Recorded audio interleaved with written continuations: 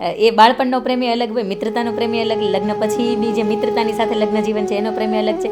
દાંપત્ય જીવનની અંદર કે એના ગોઠણ નથી ચાલતા, આવને હાથ પકડીને હું એ દોરી જાઉં છું, એ પ્રેમી બહુ અલગ છે. પ્રેમની અલગ અલગ અવસ્થામાંથી એ પસાર થાય છે.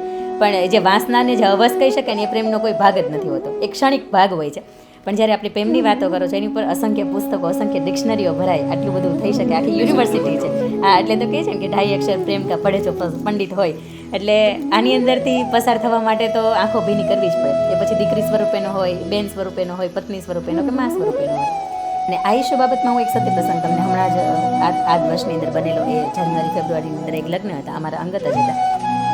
એમને ત્યાં એમના જે બેન હતા ને, એમનો દીકરી પરણતી હતી. એટલે પહેલો દીકરો જ્યારે પરણ્યો ત્યારે એમના ભાઈને ત્યાં બહુ સારું હતું. એટલે એ લોકોએ સુંડલો ભરીને 21 લાખ રૂપિયાનું મામેરું આપ્યું.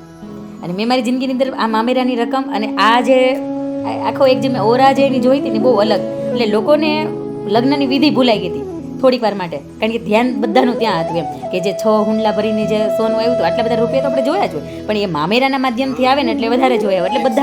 એટલે બધા એકબીજાને કોણી મારતા થઈ ગયા કે જો મામેરો આને કહેવાય, મામેરો આને કહેવાય. એટલે એક ભાવ આખો ઊભો થઈ ગયો હતો. પણ ત્યારે એ ભાઈ કેપેબલ હતો. એ પછી થોડીક એને ફાઇનાન્શિયલી ક્રાઇસિસ ઊભા થયા કે જેના લીધે બીજો લગ્નનો પ્રસંગ દીકરીનો આવ્યો 2-2.5 વર્ષ પછી. એટલે હવે પહેલી વખત તમે 21 લાખ ભર્યા હોય એટલે તમારે બીજી વખત તો પ્રસંગ હોય એટલે આપવા પડે, એ ફરજની અંદર આવે. પછી એ ભાઈએ વ્યાજના ગોતે છે 4-5%. અને બેનને એક ગળાનો હાર કરે. આ ભાવનગર જિલ્લાનો જ કિસ્સો છે, સુરતની અંદર બનેલો. એટલે એ હાર કરાવે છે અને બહુ નાનું એવું મોઢું થઈને લઈને આવતા હોય, કારણ કે જે સમયે તમે 4% વ્યાજે લીધા હોય ને 18 લાખ રૂપિયાનું મામેરું પાછું ભરે. અને ત્યારે બેનને પૂછ્યું કે બેન શું કરશું એમ, તો કે ભાઈ કે તે પહેલી વખત ભર્યું હતું ને એટલે સમાજની શરમે તારે ભરવું તો પડશે જ, કેમ તું જે કરી તારે જોવાનું, કે મારા ઘર આમે છેલ્લો પ્રસંગ છે. એટલે બેન તરીકે ભાઈને આવું કહે છે. એટલે ભાઈ વિચારે છે કે હવે શું કરવું. એટલે એમના પત્નીના જે એક પણ ઘરેણા હોય એને ભંગાવી નાખે, એમાંથી હાર બનાવે બેનને આપવા માટે, બાકીના 18 લાખ રૂપિયા, એટલે 21 લાખની સમતોલ થઈ જાય. પછી એ લગ્નની અંદર અમારે જવાનું થાય છે, અમારો પરિવારે હોય છે. એટલે ત્યાં ભાઈનું એવું કહેવાનું કે બેન તમે આવ્યા છો તો તમે કંઈક શબ્દો કે દીકરીના લગ્ન છે તો એ નિમિત્તે બોલો ને. એ જ સમયે એ મામેરાનો, એટલે મારા માઇન્ડની અંદર બીજું કંઈ પણ આશીર્વાદ તો પછીની વાત આવે, પણ એ મામેરાનો પ્રસંગ હતો તો મારે ઉલ્લેખવાનું મન થયું હતું. કારણ કે પહેલી વખત અમે 21 લાખ જોયા હતા અને આ વખતે 18 લાખ, એટલે મામેરાની અંદર. અને પછી એ ખબર હતી કે ભાઈને અત્યારે કેટલી કેપેસિટી નથી એમ. એટલે મેં વાત કરી, દીકરી માટેની વાત કરી કે બેટા પરણીને સાસરે જાવ તો ધ્યાન રાખજો. પછી મેં વાત કરી કે બેન, સોનાબેન એનું નામ, કે બેન પહેલી વખત તમે 21 લાખ હસ્તા મુખે લઈ લીધા, તને ભાઈ આપી શકવા માટે સક્ષમ હતો, બે તરફથી રાજીપો હતો, આપવાનો અને લેવાનો બેનો. પણ આ વખતે ભાઈને ત્યાં થોડુંક ઓછું છે, અમે જાણીએ છીએ, સૌ જાણે છે, પણ ભાઈને તમારો પ્રસંગ નિભાવવો ને એની ફરજની વાત આવે છે. તમે ફરજમાં લઈને આવ્યા છો, આવો આપણે સોનાબેન એવું કરીએ કે ભાભીના ગળાની અંદર જે ખોટો હાર છે ને એ આપણે કાઢી નાખીએ. તમારા માટે જે હાર લઈને આવ્યા છે ને એ તમે વધાવીને એને પહેરાવી દો, અને બાકીનું જે 18 લાખનું મામેરું તમે લઈને આવ્યા છે હસ્તા મુખે તમે લઈ લો, એક 501નો તમે મામેરું લઈને પાછું ભાઈને આપી દો. ભાઈની માથે આર્થિક ભારણ આપશે ને તો આવતા વર્ષે ગોતવું પડશે કે હાથની આ રાખડી તો આપણને આસપાસ ઘણી મળશે, પણ એ કાંડું નહીં રહે, કારણ કે આર્થિક ભારણ આવશે ને તો એમ. અને ત્યારે એ થોડોક દીકરી વિદાય વખતે તો થોડુંક ઓછું રોયા હતા, પણ એ સમયની અંદર એ ઘટનાની અંદર રોયા હતા. ત્યારે બેણે એ 501 રૂપિયા વધાવી લીધું મામેરું. ભાઈને એવું કીધું કે ભાઈ આજ પછીથી હું નિયમ લઉં છું એમ, કે અમારા પરિવારની અંદર કોઈ મામેરાનો પ્રસંગ આવતો હશે ને તો હું સામેથી કહીશ કે પહેલાં ભાઈનું વિચારો એમ. કારણ કે તમે રફાળા ગામને આંગણે જાઓ છો ને સૌજીભાઈ ત્યાં, તો એ ગામના એક સરસ મજાનો હોલ છે, અને હોલની અંદર દીકરી જાય ને તો એના કંકુના થાપા એ મૂકતી જાય. અને માયભાઈ આહિરે ખૂબ મજાની વાત કરે છે, 10 થાપા મૂકતી જાય છે. એ એવું જ દીકરી કહીને જાય છે કે હવે તારી મારી ફિંગરપ્રિન્ટ્સ જોતી હોય ને ભાઈ તો અહીંથી લઈ લેજે, તારી જેટલી પણ પ્રોપર્ટી છે બધાની છે ને એની અંદર દીકરીને હરખ જ હોય. પણ તમારા દેરાણી જેઠાણી શું કહેશે, નળન શું કહેશે, સમાજ શું કહેશે, એની માટે તમે તમારા ભાઈની માથે પ્રેશર આપો છો, તો એ બેન નથી. પણ એ બેને તે દિવસે 501 રૂપિયા લઈને વધાવી લીધું મામેરું. અને મામેરું જ્યારે ભાઈને પાછું આપી દીધું ત્યારે બેનનું એવું કહેવાનું હતું કે બેન મારા લગ્ન થયા ને ત્યારે મને ભાઈ આટલો ભેટી નહોતો રેડ્યો જેટલો અત્યારે રેડ્યો. નમસ્કાર દર્શક મિત્રો, હું છું ફેનિલ કુકડિયા. સર્વજન સેવા ટ્રસ્ટ સુરત દ્વારા સંચાલિત વિદ્યાર્થી આપઘાત રોકો અભિયાન, જેના દ્વારા પ્રેરિત વાતોનો ખજાનો પોડકાસ્ટ ચેનલમાં તમારું હાર્દિક સ્વાગત છે. આજે આપણી સાથે જોડાયા છે ડૉક્ટર અંકિતાબેન મુલાણી, જેને રીચ થિંકર તરીકે ઓળખવામાં આવે છે. બેન, તમારું હાર્દિક સ્વાગત છે. નમસ્તે. એક લાઇનથી હું તમને બાંધવા માગીશ કે મારા મનીષભાઈ વઘાસિયા મારા ગુરુ છે. એમની એક વાતથી હંમેશા હું શરૂઆત કરતો હોય કે સારી વાત કરવા નહીં, હંમેશા સાચી વાત કરવા માટે તમે જોડાયેલા રહો. અને વાતોનો ખજાનાના પોડકાસ્ટની આ ટેગલાઇન છે. ક્યારેક વાત કરતાં એવું થતું હોય કે આ વ્યક્તિના અનુભવો આ લોકો શેર કરતા હોય, પણ મારે એ વાતથી તમને બાંધવા છે કે વ્યક્તિના અનુભવો નથી, આંખે જોયેલી, સમાજમાં અનુભવેલી અથવા સમાજમાં બનતી ઘટનાને લઈને આ પોડકાસ્ટ થઈ રહ્યું છે. આખા પોડકાસ્ટનો મુખ્ય હેતુ અને મુખ્ય શબ્દ સમજો નહીં તો સમાજ, પરિવાર, આત્મહત્યા અને પ્રેમ ઉપર આપણે આગળ વાતચીત કરવી છે અને થોડુંક તમારા જીવનની અંગત અનુભવો વિશે આપણે વાત કરીશું. શરૂ કરીએ કે તમારું જન્મ અને ભણતર તમે ક્યાંથી લીધેલું છે? શરૂઆત જ થાય છે તો સૌને શુભ સવાર. ભણતરની વાત કરીએ તો ગામડાની અંદર જ મારું ઓલમોસ્ટ લગભગ ભણતર પૂરું થયું છે.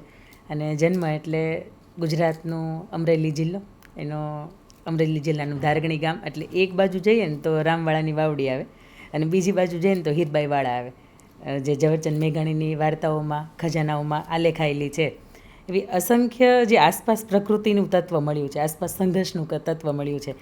એની અંદર તો ધારગણી ગામની અંદર જન્મ મારો થયો હતો અને 1994ની અંદર. અને પપ્પાને થોડીક ઉતાવળ હતી, થોડુંક હાડ મોટું હતું એટલે કે જલ્દી ભણવા બેસી જાય સારું.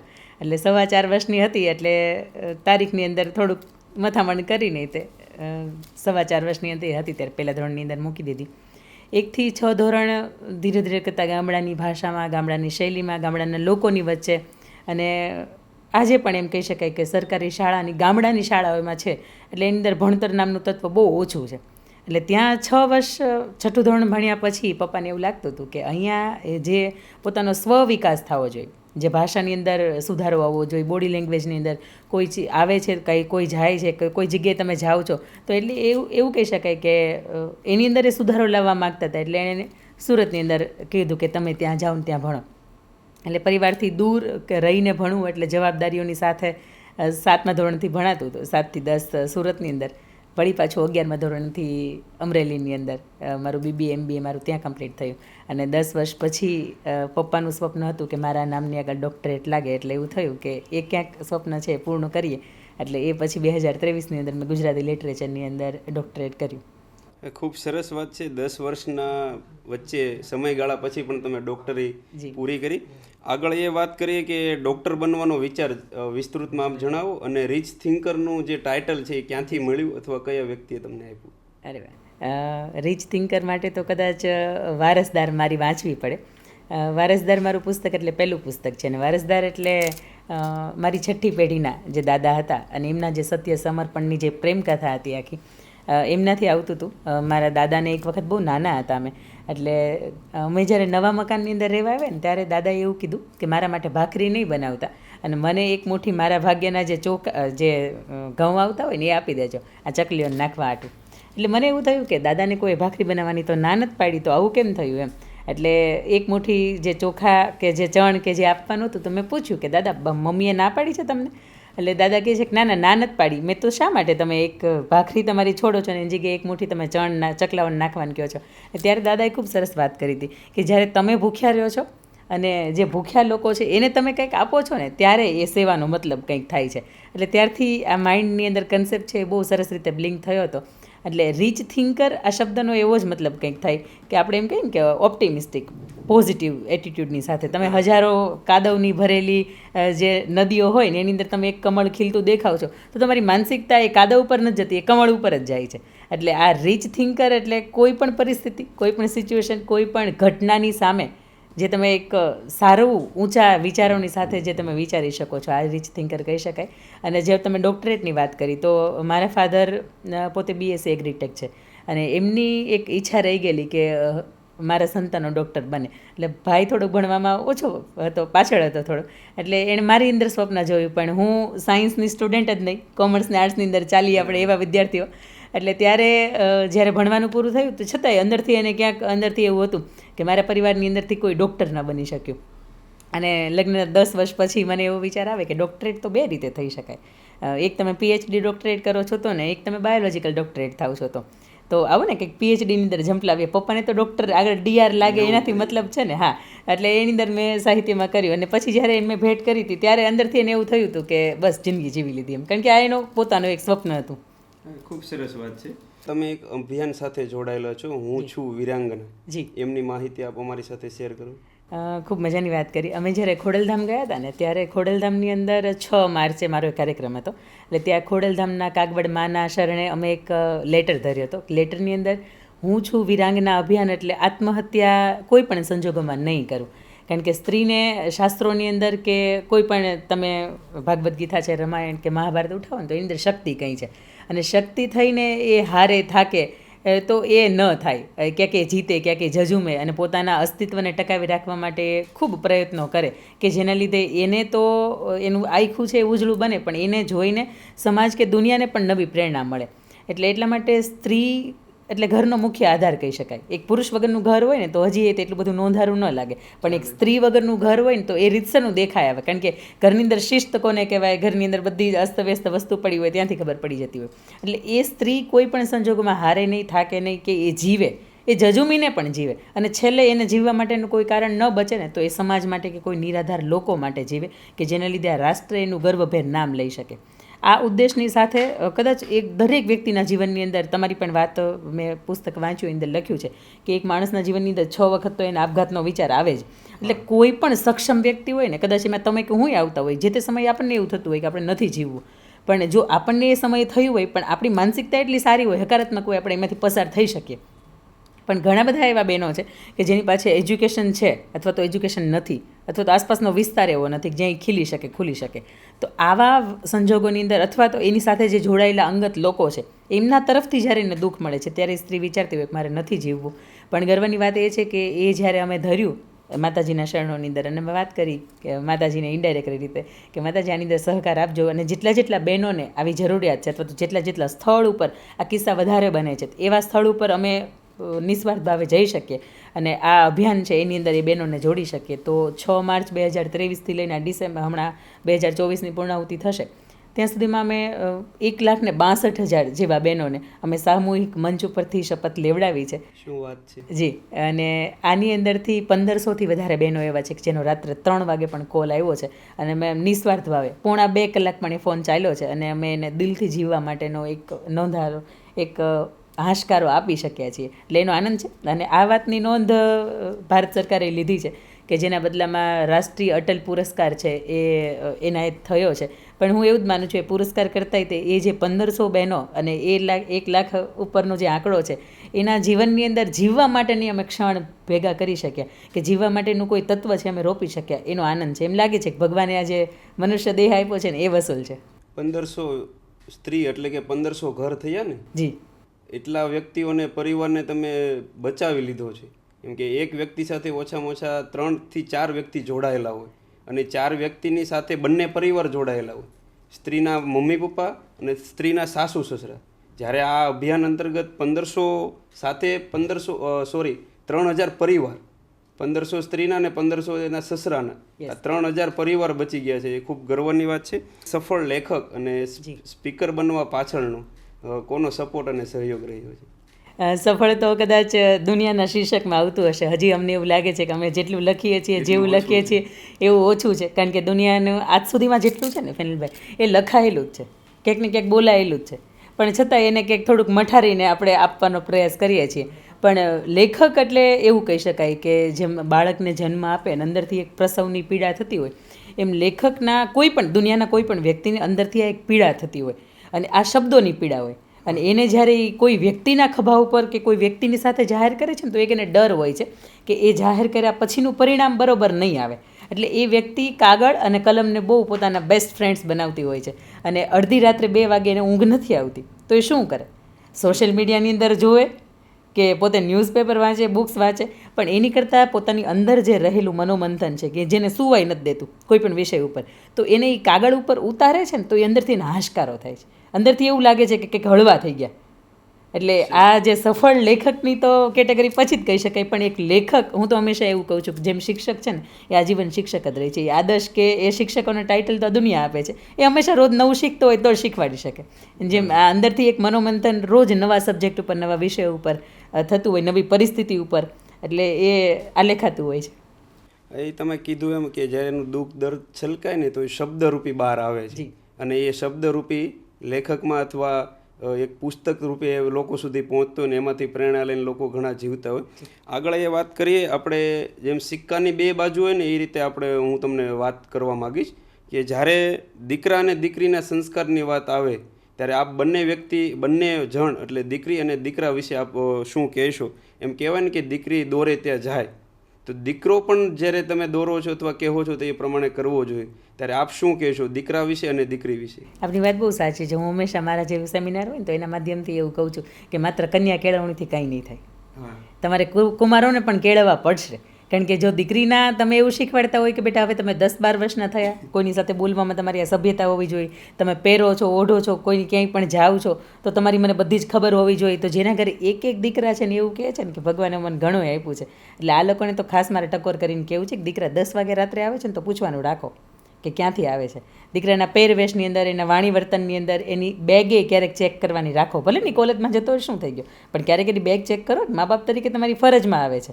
એટલે દીકરી માટે જેટલા તમે રિસ્ટ્રિક્શન રાખો છો કે બેટા તમે 7 વાગી ગયા, રાતનો અંધકાર થઈ ગયો, તમે હવે બહાર ન જઈ શકો, કે તમારે આટલું બધું લેટ ન થઈ શકે, આટલા રિસ્ટ્રિક્શન દીકરા ઉપર રાખો ને. કારણ કે એને પણ ભવિષ્યમાં કોઈની દીકરીની સાથે ટાઈપ કરી નાખી જિંદગી જીવવાની છે. સાથે લગ્ન ગંથીથી જોડાવાનું જી. એટલે જેટલા રિસ્ટ્રિક્શન આ દીકરીઓની સાથે રાખો છો એટલા જ દીકરાઓની સાથે રાખો.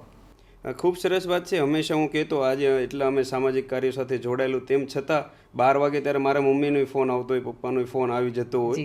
એક દીકરા તરીકે અને એક કેપેબલ અને આમ જવાબદારી હું વ્યક્તિ છું, છતાં પણ મને ફોન આવતો હોય. તો દીકરી માટે પણ એ વસ્તુ લાગુ પડે છે ને દીકરા માટે તે. આગળ આપણે વાત કરીએ કે દીકરા અને દીકરીની માતા પિતા વચ્ચેની ગેરસમજ થતી હોય છે. એ બંને વચ્ચેનો આમ કહેવાય ને કે કોમ્યુનિકેશન ગેપ, એ એકબીજાને સમજી નથી શકતા. જ્યારે દીકરા એમ કહેતા હોય કે પપ્પા તમને નહીં સમજાય, અને માતા પિતાને એમ થતું હોય કે અમે દીકરાને નહીં સમજી શકીએ. ત્યારે આપ શું કહેશો અને કયા પગલાં લેવા જોઈએ? આ છે ને એક થોડોક જનરેશન ગેપ કહી શકાય. એટલા માટે કે જો 4-5 પહેલાં હતા, 4-5 ભાઈ બહેનો, હવે તો 1-2 માંડ હોય છે. એટલે 4-5 ભાઈ બહેનો હતા ને ત્યારે એવું બનતું કે મોટી દીકરી છે ને એ મમ્મીની નજીક હોય અને નાનો દીકરો હોય ને એ પપ્પાની નજીક. તો આપણે એવું કહેતા હોય કે દીકરા હોય ને પપ્પાને બહાર ઉતારી નાખે. તો પપ્પાની ઉંમર 65 વર્ષની થઈ ગઈ હોય છે અને દીકરાની ઉંમર 35 વર્ષની પહોંચી હોય.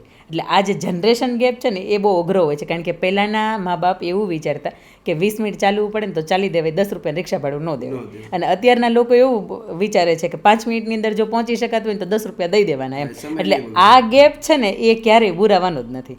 અને આ ગેપની અંદર તમારે સમજણ જ કેળવવી પડે એમ છે. આ ગેપની વચ્ચે તમારે કોમ્પ્રોમાઇઝ જ કરવું પડે એમ છે. તો તે પરિવારને અને જે આજની નવી જનરેશન છે ને એ લોકોની વચ્ચે બોન્ડિંગ જળવાયેલું રહેશે. આ હજી તકલીફ નથી થતી જ્યારે દીકરાની સાથે વાત આવતી હોય. પણ આ જ્યારે પુત્રવધુની સાથે વાત આવતી હોય, પુત્રવધુ જીન્સ પહેરે છે ઘરની અંદર, કે આજના આધુનિક કહી શકાય આવા કપડાઓ જ્યારે ઘરની અંદર પહેરતા હોય છે, ત્યારે 65-60 વર્ષની ઉંમરે પહોંચેલા મા બાપ એવું કહે છે કે આ હજી અમારે કેટલા દિવસો જોવાનું બાકી છે. એટલે જીન્સ પહેરવું, કુર્તી પહેરવી, ડ્રેસ પહેરવો એટલું બધું અઘરું નથી. પણ એક છે કે જે જનરેશન ગેપ છે ને કે એના લીધે એવું થશે. અને બીજું કે જ્યારે મા બાપ તરીકે આપણને એવું કહેતા હોય કે તમે આવું કરો કે આવું ન કરો, તો એ ખોટા નથી.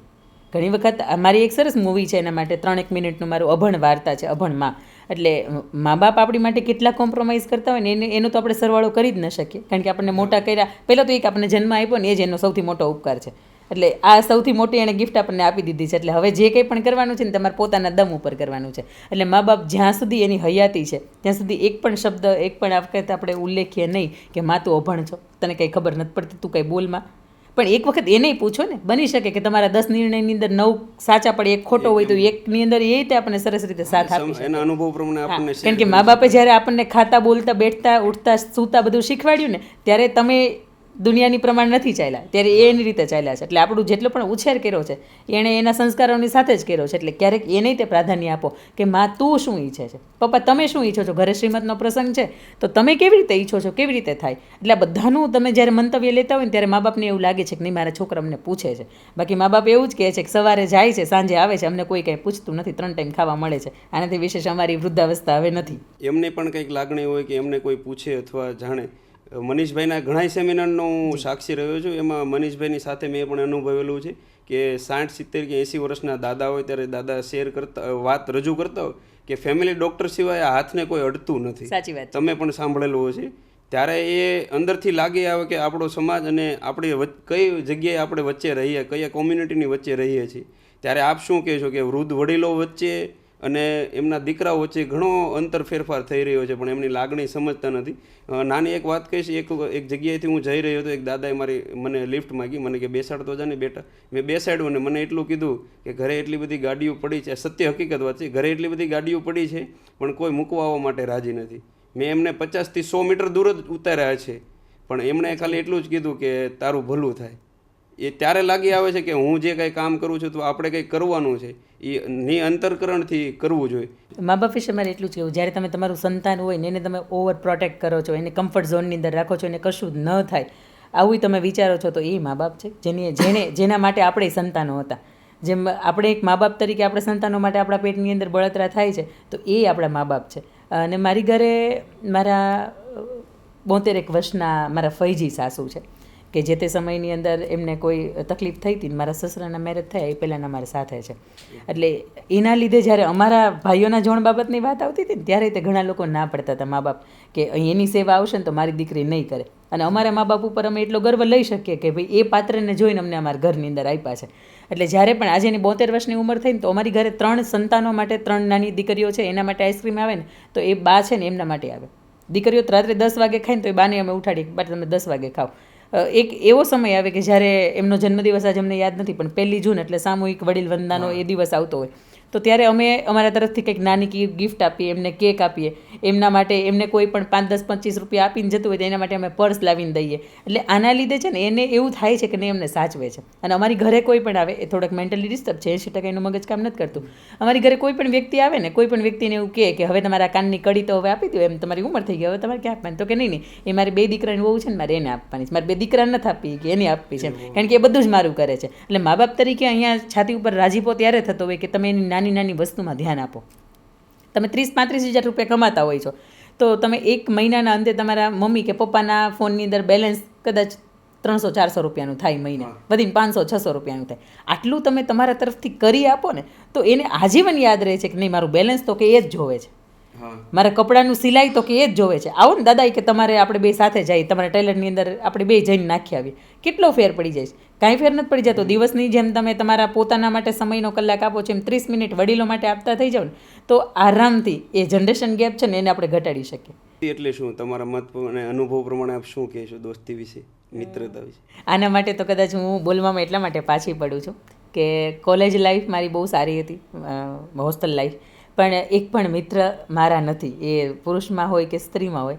એટલા માટે કે જ્યાં સુધી તમને તમારા વિચારોવાળું, તમારું જે થિંકિંગ છે, તમારું જે એમ કહેવાય કે રહેણી કહેણીવાળું છે એક પાત્ર ન મળે ને ત્યાં સુધી તમે કોઈની ઉપર ભરોસો ન કરી શકો. અને કદાચ હું લેખકના માધ્યમથી કલમને કાગળને મારા સારા મિત્રો માનું છું એનું કારણ એ આ છે.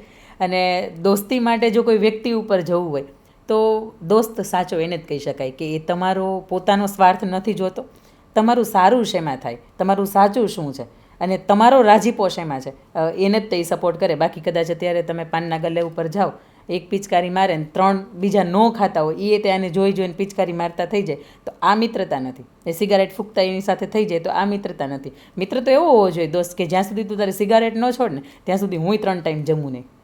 એટલે અંદરથી એવું થાય કે નહીં આ મારા માટે કંઈક સારું કરી રહે છે ને આપણા માટે જે ગ્રેટિટ્યુડની ભાવના આપણે કહી શકીએ કે આપણા માટે કંઈક સારું કોઈ કરે છે, એ જ આપણો જીવનની અંદર મિત્ર હોઈ શકે કે આપણને હાથ પકડીને એવું કહે ભાઈ કે તારા માટે હું બંગલા તો નહીં ચણી દઉં, તારા માટે હું મહેલ તો કૃષ્ણએ જેમ કરી દીધો એમ નહીં કરી દઉં, પણ તારા માટે હું એટલું તો કરી દઈશ કે તારા શરીર માટે ને તારા પરિવાર માટે એટલું સારું હોય. આ મિત્રતાની વ્યાખ્યાની અંદર બંધ બેસી શકે, પણ આવા મિત્રો આજના સમયની અંદર બહુ ઓછા મળે છે. એ બાબતે અમે ખૂબ ગર્વવાળા અમારી ટીમ છે કે હંમેશા કોઈ નવો બિઝનેસ કરવામાં, ફરવામાં, મોજ મસ્તી કરવામાં બધા સાથે આવતા હોય, પણ આ સેવાના કાર્યમાં કે અમે એક હુંકાર કર્યો કે અમારે આ વાતોનો ખજાના પોડકાસ્ટ થકી કોઈના જીવનમાં આપણે નવા રંગ પૂરવા છે, ત્યારે અમારી 10 થી 15 જણાની મિત્રની ટીમ છે. બધા વ્યવસાય રીતે બહુ ખૂબ સરસ રીતે કામ કરી રહ્યા છે, છતાં વિના મૂલ્યે આમાં સેવા આપી રહી છે. ત્યારે એ દોસ્તી માટે તો હું મારે માટે પ્રાઉડની વાત છે, આનંદની વાત છે. અત્યારનો ખૂબ ગંભીર પ્રશ્ન પ્રેમમાં 2 વસ્તુ હું પૂછવા માગીશ. પહેલી તો ભાઈ બહેનનો પ્રેમ કેવો હોય છે, અને બીજી વાત છે કે આજના યંગ જનરેશન વચ્ચે છોકરા છોકરી વચ્ચેનો પ્રેમ છે. આપ પહેલાં જણાવો કે ભાઈ બહેન વચ્ચેનો પ્રેમ. ભાઈ બહેન વચ્ચેનો પ્રેમ માટે તો તમે ખૂબ મજાની વાત કરી. આ પ્રેમ શબ્દ એવો છે કે કોઈ પણ ડિક્શનરી કે કોઈ પણ તમે ગોતો ને તો એનો સાચો મતલબ ન મળે જ્યાં સુધી અંદરથી અનુભવાય નહીં. ઉંમર વાઇઝ પણ અલગ અલગ થતો હોય. હા, એ બાળપણનો પ્રેમ એ અલગ હોય, મિત્રતાનો પ્રેમ એ અલગ, લગ્ન પછીની જે મિત્રતાની સાથે લગ્ન જીવન છે એનો પ્રેમ એ અલગ છે. દાંપત્ય જીવનની અંદર કે એના ગોઠણ નથી ચાલતા, આવને હાથ પકડીને હું એને દોરી જાઉં છું, એ પ્રેમ એ બહુ અલગ છે. પ્રેમની અલગ અલગ અવસ્થામાંથી એ પસાર થાય છે, પણ જે વાસનાને જે અવસ કહી શકે ને એ પ્રેમનો કોઈ ભાગ જ નથી હોતો, એક ક્ષણિક ભાગ હોય છે. પણ જ્યારે આપણી પ્રેમની વાતો કરો છો એની ઉપર અસંખ્ય પુસ્તકો, અસંખ્ય ડિક્શનરીઓ ભરાય, આટલું બધું થઈ શકે, આખી યુનિવર્સિટી છે. હા, એટલે તો કહે છે ને કે 2.5 અક્ષર પ્રેમ કા પડે જો પંડિત હોય. એટલે આની અંદરથી પસાર થવા માટે તો આંખો ભીની કરવી જ પડે. એ પછી દીકરી સ્વરૂપેનો હોય, બેન સ્વરૂપેનો હોય, પત્ની સ્વરૂપેનો કે મા સ્વરૂપેનો હોય. પણ પ્રેમની અંદર છે ને સમર્પણ હોય પૂરેપૂરું, કે મારું ગમતું પાત્ર છે અને એના માટે તો હું બધું જ કરી શકું છું. તમે પહેલી વાત કરી મજાની, કે ભાઈ બહેનનો પ્રેમ. અત્યારે જો સમાજની અંદર સૌથી મોટો ઇસ્યુ હોય ને તો મામેરાનો ઇસ્યુ છે. હા. અને આ ઇસ્યુ બાબતમાં હું એક સત્ય પ્રસંગ તમને હમણાં જ આ વર્ષની અંદર બનેલો, એ જાન્યુઆરી ફેબ્રુઆરીની અંદર એક લગ્ન હતા, અમારા અંગત જ હતા. એમને ત્યાં એમના એ જે બહેન હતા ને એમનો દીકરી પરણતી હતી. એટલે પહેલો દીકરો જ્યારે પરણ્યો ને ત્યારે એમના ભાઈને ત્યાં બહુ સારું હતું. એટલે એ લોકોએ સુંડલો ભરીને 21 લાખ રૂપિયાનું મામેરું આપ્યું. અને મેં મારી જિંદગીની અંદર આ મામેરાની રકમ અને આ જે આખો એક જે મેં ઓરા જે એની જોઈ હતી ને બહુ અલગ. એટલે લોકોને લગ્નની વિધિ ભૂલાઈ ગઈ હતી થોડીક વાર માટે, કારણ કે ધ્યાન બધાનું ત્યાં હતું એમ, કે જે 6 હુંડલા ભરીને જે સોનું આવ્યું હતું, આટલા બધા રૂપિયા તો આપણે જોયા જ હોય, પણ એ મામેરાના માધ્યમથી આવે ને એટલે વધારે જોયા હોય. એટલે બધા એકબીજાને કોણી મારતા થઈ ગયા કે જો મામેરો આને કહેવાય, મામેરો આને કહેવાય. એટલે એક આખો એક ભાવ આખો ઊભો થઈ ગયો હતો. પણ ત્યારે એ ભાઈ કેપેબલ હતો. એ પછી થોડીક એને ફાઇનાન્શિયલી ક્રાઇસિસ ઊભા થયા કે જેના લીધે બીજો લગ્નનો પ્રસંગ દીકરીનો આવ્યો 2.5 વર્ષ પછી. એટલે હવે પહેલી વખત તમે 21 લાખ ભર્યા હોય એટલે તમારે બીજી વખત તો એટલે એ અને પાછો દીકરીનો પ્રસંગ હોય એટલે આપવા પડે, એ ફરજની અંદર આવે. પછી એ ભાઈએ વ્યાજના ગોતે છે 4-5%. અને બેનને એક ગળાનો હાર કરે. આ ભાવનગર જિલ્લાનો જ કિસ્સો છે, સુરતની અંદર બનેલો. એટલે એ હાર કરાવે છે અને બહુ નાનું એવું મોઢું થઈને લઈને આવતા હોય, કારણ કે જે સમયે તમે 4% વ્યાજે લીધા હોય ને 18 લાખ રૂપિયાનું મામેરું પાછું ભરે. અને ત્યારે બેનને પૂછ્યું કે બેન શું કરશું એમ, તો કે ભાઈ કે તે પહેલી વખત ભર્યું હતું ને એટલે સમાજની શરમે તારે ભરવું તો પડશે જ, કે એમ તું જે કરી હવે તારે જોવાનું, કે મારા ઘર આમે છેલ્લો પ્રસંગ છે. એટલે બેન તરીકે ભાઈને આવું કહે છે. એટલે ભાઈ વિચારે છે કે હવે શું કરવું. એટલે એમના પત્નીના જે એક પણ ઘરેણા હોય એને ભંગાવી નાખે ને એમાંથી હાર બનાવે બેનને આપવા માટે, અને બાકીના 18 લાખ રૂપિયા, એટલે 21 લાખની સમતોલ થઈ જાય. પછી એ લગ્નની અંદર અમારે જવાનું થાય છે, અમારો પરિવારે હોય છે. એટલે ત્યાં ભાઈનું એવું કહેવાનું કે બેન તમે આવ્યા છો તો તમે કંઈક શબ્દો કે દીકરીના લગ્ન છે તો એ નિમિત્તે બોલો ને. એ જ સમયે એ મામેરાનો, એટલે મારા માઇન્ડની અંદર બીજું કંઈ પણ આશીર્વાદ તો પછીની વાત આવે, પણ એ મામેરાનો પ્રસંગ હતો તો મારે ઉલ્લેખવાનું મન થયું હતું. કારણ કે પહેલી વખત અમે 21 લાખ જોયા હતા અને આ વખતે 18 લાખ. એટલે મામેરાની અંદર, અને પછી એ ખબર હતી કે ભાઈને અત્યારે કેટલી કેપેસિટી નથી એમ. એટલે મેં વાત કરી, દીકરી માટેની વાત કરી કે બેટા પરણીને સાસરે જાઓ તો ધ્યાન રાખજો. પછી મેં વાત કરી કે બેન, સોનાબેન એનું નામ, કે બેન પહેલી વખત તમે 21 લાખ હસતા મુખે લઈ લીધા તને ભાઈ આપી શકવા માટે સક્ષમ હતો, બે તરફથી રાજીપો હતો, આપવાનો અને લેવાનો બેનો. પણ આ વખતે ભાઈને ત્યાં થોડુંક ઓછું છે, અમે જાણીએ છીએ, સૌ જાણે છે, પણ ભાઈને તમારો પ્રસંગ નિભાવવો ને એની ફરજની વાત આવે છે. તમે ફરજમાં લઈને આવ્યા છો, આવો આપણે સોનાબેન એવું કરીએ કે ભાભીના ગળાની અંદર જે ખોટો હાર છે ને એ આપણે કાઢી નાખીએ. તમારા માટે જે હાર લઈને આવ્યા છે ને એ તમે વધાવીને એને પહેરાવી દો, અને બાકીનું જે 18 લાખનું મામેરું તમે લઈને આવ્યા છે ને હસતા મુખે તમે લઈ લો, એક 501નો તમે મામેરું લઈને પાછું ભાઈને આપી દો. ભાઈની માથે આર્થિક ભારણ આપશે ને તો આવતા વર્ષે ગોતવું પડશે કે હાથની આ રાખડી તો આપણને આસપાસ ઘણી મળશે, પણ કયું કાંડું કે જ્યાં આપણે રાખડી બાંધી શકીએ એમ. એટલે હા, એટલે રાખડીઓ તો ઘણી મળશે પણ એ કાંડું નહીં રહે, કારણ કે આર્થિક ભારણ આવશે ને તો એમ. અને ત્યારે થોડોક દીકરી વિદાય વખતે તો થોડુંક ઓછું રોયા હતા, પણ એ સમયની અંદર એ ઘટનાની અંદર રોયા હતા. ત્યારે બેણે એ 501 રૂપિયા વધાવી લીધું મામેરું. ભાઈને એવું કીધું કે ભાઈ આજ પછીથી હું નિયમ લઉં છું એમ, કે અમારા પરિવારની અંદર કોઈ મામેરાનો પ્રસંગ આવતો હશે ને તો હું સામેથી કહીશ કે પહેલાં ભાઈનું વિચારો એમ. કારણ કે તમે રફાળા ગામને આંગણે જાઓ છો ને સૌજીભાઈને ત્યાં, તો એ ગામના એક સરસ મજાનો હોલ છે, અને હોલની અંદર દીકરી જાય ને તો એના કંકુના થાપા એ મૂકતી જાય. અને માયાભાઈ આહિરે ખૂબ મજાની વાત કરે છે, 10 થાપા મૂકતી જાય છે. એ એવું જ દીકરી કહીને જાય છે કે હવે તારી મારી ફિંગરપ્રિન્ટ્સ જોતી હોય ને ભાઈ તો અહીંથી લઈ લેજે, તારી જેટલી પણ પ્રોપર્ટી છે બધાની અંદરથી મારો હક હું મૂકીને જાઉં છું એમ. હા, એટલે મામેરાનો આ પ્રસંગ છે ને એની અંદર દીકરીને હરખ જ હોય, પણ તમારા દેરાણી જેઠાણી શું કહેશે, નળન શું કહેશે, સમાજ શું કહેશે, એની માટે તમે તમારા ભાઈની માથે પ્રેશર આપો છો તો એ બેન નથી. પણ એ બેને તે દિવસે 501 રૂપિયા લઈને વધાવી લીધું મામેરું, અને મામેરું જ્યારે ભાઈને પાછું આપી દીધું ને ત્યારે બેનનું એવું કહેવાનું હતું કે બેન હું મારા લગ્ન થયા ને ત્યારે મને ભાઈ આટલો ભેટી નહોતો રેડ્યો જેટલો અત્યારે રેડ્યો.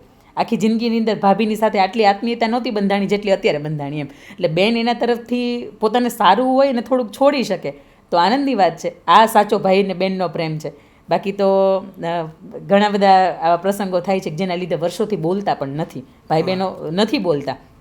અને બીજો આપણે વાત કરી કે દીકરા ને દીકરીનો, આજનો જો યુવા વર્ગનો પ્રેમ છે ને, આજની કદાચ જનરેશન છે ને એવું માને છે કે કોલેજ લાઈફ છે, એન્જોય કરી લ્યો, આ ભૂતકાળ આપણો થઈ જવાનો છે, આ ફરીથી રિપીટ નહીં થાય.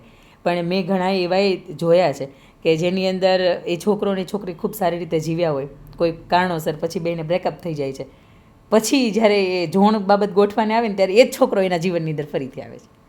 એટલે આવા જ્યારે આવાય તે જેમ દીકરાને દીકરીની વચ્ચે તમે પસાર થયા છો, આ બધી વસ્તુ રિપીટ થવાના ચાન્સ પૂરેપૂરા છે. એટલે જ્યારે પણ તમે કોઈને પ્રેમની લાગણી સાથે જોડાયેલો છે, પ્રમુખ સ્વામી મહારાજ ખૂબ મજાની એક વાત કરે છે, મને ગમે છે કે તમે કોઈની સાથે એક બંધનમાં બંધાવ છો, એ આત્મીયતાના પ્રેમમાં બંધાવ છો, અને જો તમે અગ્નિની સાક્ષીએ બંધાવ છો, અને જો તમે અગ્નિની સાક્ષીએ બંધાવ છો તો પૂરેપૂરો એ સંબંધ નિભાવી રાખો, એ વફાદાર રહ્યો, અને એ સંબંધ પાછો આત્મીયતા અને એ જે અગ્નિનો જે સાક્ષી આવે ને ત્યારે તમે છોડો, ત્યાં સુધી એ સંબંધથી છૂટો નહીં એમ. એટલે આ પ્રેમ એટલે કંઈ લીગલ કરાર નથી હોતા કે તારે ને મારે સાથે રહેવું, પણ આજનો પ્રેમ એવો થઈ ગયો કે તું મારી નહીં તો કોઈની નહીં. જેમ સુરતે ગ્રીષ્મા બેકરિયાને ખોઈ, તો એ મારી દ્રષ્ટિએ હું પ્રેમ નથી માનતી. બાકી પ્રેમ સાચો એ જ હોઈ શકે કે જેમ કૃષ્ણએ અને રાધાનો જે હતો, હસતા મુખે જે છોડીને ગયા હતા કે કંઈ વાંધો નહીં, હું મારું જીવન તારી સાથે નથી જીવી શકતો, પણ તું તારી રીતે જીવવા માટે સક્ષમ છો, તારી રીતે બંધનમાંથી મુક્ત થાય છે. અને સાચો પ્રેમ છે ને એ ક્યારેય તમને બંધન નથી આપતો, એ સ્વતંત્રતા આપે છે કે તને જે સારું લાગે નહીં કર. મારા જીવનની વાત કરું તો જ્યારે મારું MBA પૂરું થયું ત્યારે એક ઈચ્છા હતી કે હું મારું ડૉક્ટરેટ કરું એમ, પણ એ 10 વર્ષથી દબાયેલી ઈચ્છા હતી. પણ એ પરિવાર અને પતિના સહયોગથી જ એવું થયું કે નહીં, તારી ઈચ્છા છે ને તો આ કરવા જેવું છે, આવું મારો હું જે આપી શકું ને એ સાથ હું આપી શકવા માટે તૈયાર છું એમ. એટલે આ એક પ્રેમ છે કે જ્યારે તમને કોઈ પણ બાબતમાં બાંધતો નથી, તમે બોલો છો તમારા વાણીથી, વર્તનથી, ક્યાંય પણ તમને કોઈ બાંધતું નથી. ખૂબ સરસ વાત કહી. જે આપ પહેલાં વાત કરી ને કે મામેરાવાળી વાત, એ ખૂબ સળગતો ને ગંભીર પ્રશ્ન છે. જો એ તમારા એ શબ્દથી એક પરિવાર આજે તૂટતા બચી ગયો, 4% વ્યાજના પૈસા એટલે બહુ ખૂબ મોટી રકમ છે, 18 લાખ રૂપિયા. એટલે ઓછામાં ઓછું એને 70 થી 80 હજાર રૂપિયાથી ઉપરનું એક મહિનાનું વ્યાજ ભરવાનું થતું હોય, તો એ ઘર ચલાવે કે આ વ્યાજ ભરે? તમારા શબ્દોથી કદાચ કોઈના જીવન બદલાતું હોય તો એ ભગવાનની ખૂબ મોટામાં મોટી તમને ભેટ છે, એ નિમિત્ત થવું એનો આનંદ છે. હા, યુવાનો વચ્ચેનો જે પ્રેમની આપ વાત કરી, કે મેં ઘણી બધી જગ્યાએ સાંભળેલું છે, પ્રેમને શું કહેવાય? ત્યાગ અને બલિદાન. એ વ્યક્તિને બાંધવાનું નથી હોતું. પણ એક મને એ પ્રશ્ન મૂંઝવે છે કે જ્યારે તમે કોઈ વસ્તુને, કોઈ વ્યક્તિને તમે પ્રેમમાંથી છોડો છો, આ મેં જોયેલી કે સાંભળેલી વાત છે કે તમે એમ કહો છો કે એ પ્રેમને આપણે બાંધવાનો ન હોય, એ વ્યક્તિને છૂટછાટ આપવાની હોય, પણ એ છૂટછાટમાં એ બંને વચ્ચેનો જે પ્રેમ અને સંબંધ હોય એ તૂટતો હોય છે. કે સમજો કે કોઈ વ્યક્તિને હું પ્રેમ કરું છું ને મેં એમ કીધું તારે જે કરવું હોય એ તમે કરી શકો છો, તમને બધી છૂટ છે, પણ ત્યારે એ સામેવાળા વ્યક્તિનું કોઈ એક બંને વિચારતા નથી અને પ્રોબ્લેમ થતી હોય, ત્યારે એ વસ્તુ રાઈટ કહેવાય કે રોંગ છે? શું કહેશો તમે? જો બે પ્રેમ એટલે એવું છે કે એ વ્યક્તિ પ્રત્યે તમારું પૂરેપૂરું સમર્પણ, તમારું પૂરેપૂરું બલિદાન, પૂરેપૂરો ત્યાગ તમારો, એ વ્યક્તિથી વિશેષ તમારા માટે દુનિયા માટે કોઈ વ્યક્તિ છે જ નહીં, એ જગ્યા ઉપર તમે મૂકી શકો એમ. અને બીજું કે આપણને મળેલી સ્વતંત્રતા છે એને સ્વચ્છંદતામાં ન પરિણમવી આપણી ફરજની વાત આવતી હોય. એક જ વ્યક્તિ પ્રત્યે તમારું જે ડેડિકેશન છે એ જ માટે, એ જ તમારો સૂર્ય છે, એ જ તમારો ચાંદ છે, એ જ તમારો દુનિયા છે. એનાથી વિશેષ જો તમે દુનિયા પ્રત્યે ખેંચાવ છો, આકર્ષાવ છો, કે એની પાસે તમને જવાનું કે કંઈ ખોટું કરવાનું મન થાય છે, તો સમજવાનું કે એના પ્રત્યે પ્રેમ છે જ નહીં. એના પ્રત્યે જો પ્રેમ હોય તો તમે એક પણ કામ એવું ન કરી શકો, એક પણ વાત તમે એવી છુપી ન રાખી શકો કે તમે એનાથી કયા વિના રહી શકતા હોય. એટલે આ વાત તો અહીંયા જ આવી રીતે અટકે કે આજની યુવા જનરેશનમાં સોશિયલ મીડિયાનું થોડું ભૂત છે. નો ડાઉટ આપણે સોશિયલ મીડિયાના થકી લોકો સુધી વાતોને વિચારો પહોંચાડીએ છીએ આ પોડકાસ્ટની, પણ એ વાત કરવી છે કે જનરલી એ લોકોને કંઈ પ્રોબ્લેમ હોય કે થોડુંક મનમાં લાગી આવે ને તો એ લોકો બ્લોક કરી દે એકબીજાને, અથવા મેસેજનો જવાબ આપતા બંધ થઈ જાય. બહુ ગંભીર પ્રશ્ન છે. ઘણા લોકોને એવું થતું હોય કે આ યુવાન કદાચ એની વાત કરતો હશે, પણ એવું નથી. મારી વાત નથી, મેં સમાજમાં જોયેલી કે બીજા મિત્રોને અનુભવી અને હું સમજું છું એટલે આ વાત આપને રજૂ કરું છું કે બહુ ગંભીર પ્રશ્ન છે. આત્મહત્યા છે, પ્રેમ છે, સોશિયલ મીડિયા છે, અને યુવાનોને ડ્રગ્સનું, વ્યસનનું, આ બધી ચર્ચા કદાચ કોઈના જીવનમાં ઉતરી જાય તો એકદું જીવન બચી જાય. એટલે હું આજે તમને પૂછવા માંગીશ કે આજે બ્લોક, એકબીજાને મેસેજ ન કરવો, બ્લોક કરવાનો, તો શું એ બ્લોક કરવાથી એ સંબંધ પૂરો થઈ જાય છે, એમના વિચાર એકબીજામાંથી નીકળી જાય છે? પણ ના, એવું થતું નથી. સામેવાળાને એના લીધે વધારે પ્રોબ્લેમ થતો હોય, ત્યારે આપ શું કહેશો? સોશિયલ મીડિયા એક એવું માધ્યમ થઈ ગયું છે કે વ્યક્તિની અંદર, ઘરની અંદર 10 વ્યક્તિ બેઠા હોય ને તો એ વ્યક્તિ ક્યાં કનેક્ટેડ હોય છે, કોની સાથે કેવા સંજોગોની અંદર કનેક્ટેડ હોય છે એને નથી ખબર, પણ સમજણથી જ તે એ શક્ય છે, સંબંધ સંવાદથી જ શક્ય છે. એ બ્લોગથી કોઈ એવો ઓપ્શન નથી કે જેના લીધે તમે આ વર્ષો જૂના જે સંબંધ છે એ બધા રહી જતા હોય એમ. પણ એક છે કે બ્લોક એટલે તમે એને અટકાવી દો છો, ક્યાંક તમે હજી એને બાંધી રાખો છો. કોઈ વ્યક્તિ સાથે તમારે નથી રહેવું, એ સંબંધની અંદર નથી રહેવું, તો હસતા મુખે છૂટા પડો એ વાત અલગ છે. પણ બ્લોક કરવાથી એ સિસ્ટમ તમને બ્લોક આપે છે ઓપ્શન એમ. પણ આપણા માટે આજે બ્લોકનો ઉપયોગ કર્યા પછી વ્યક્તિની સાથે સંબંધ તોડી નાખવો આ નથી.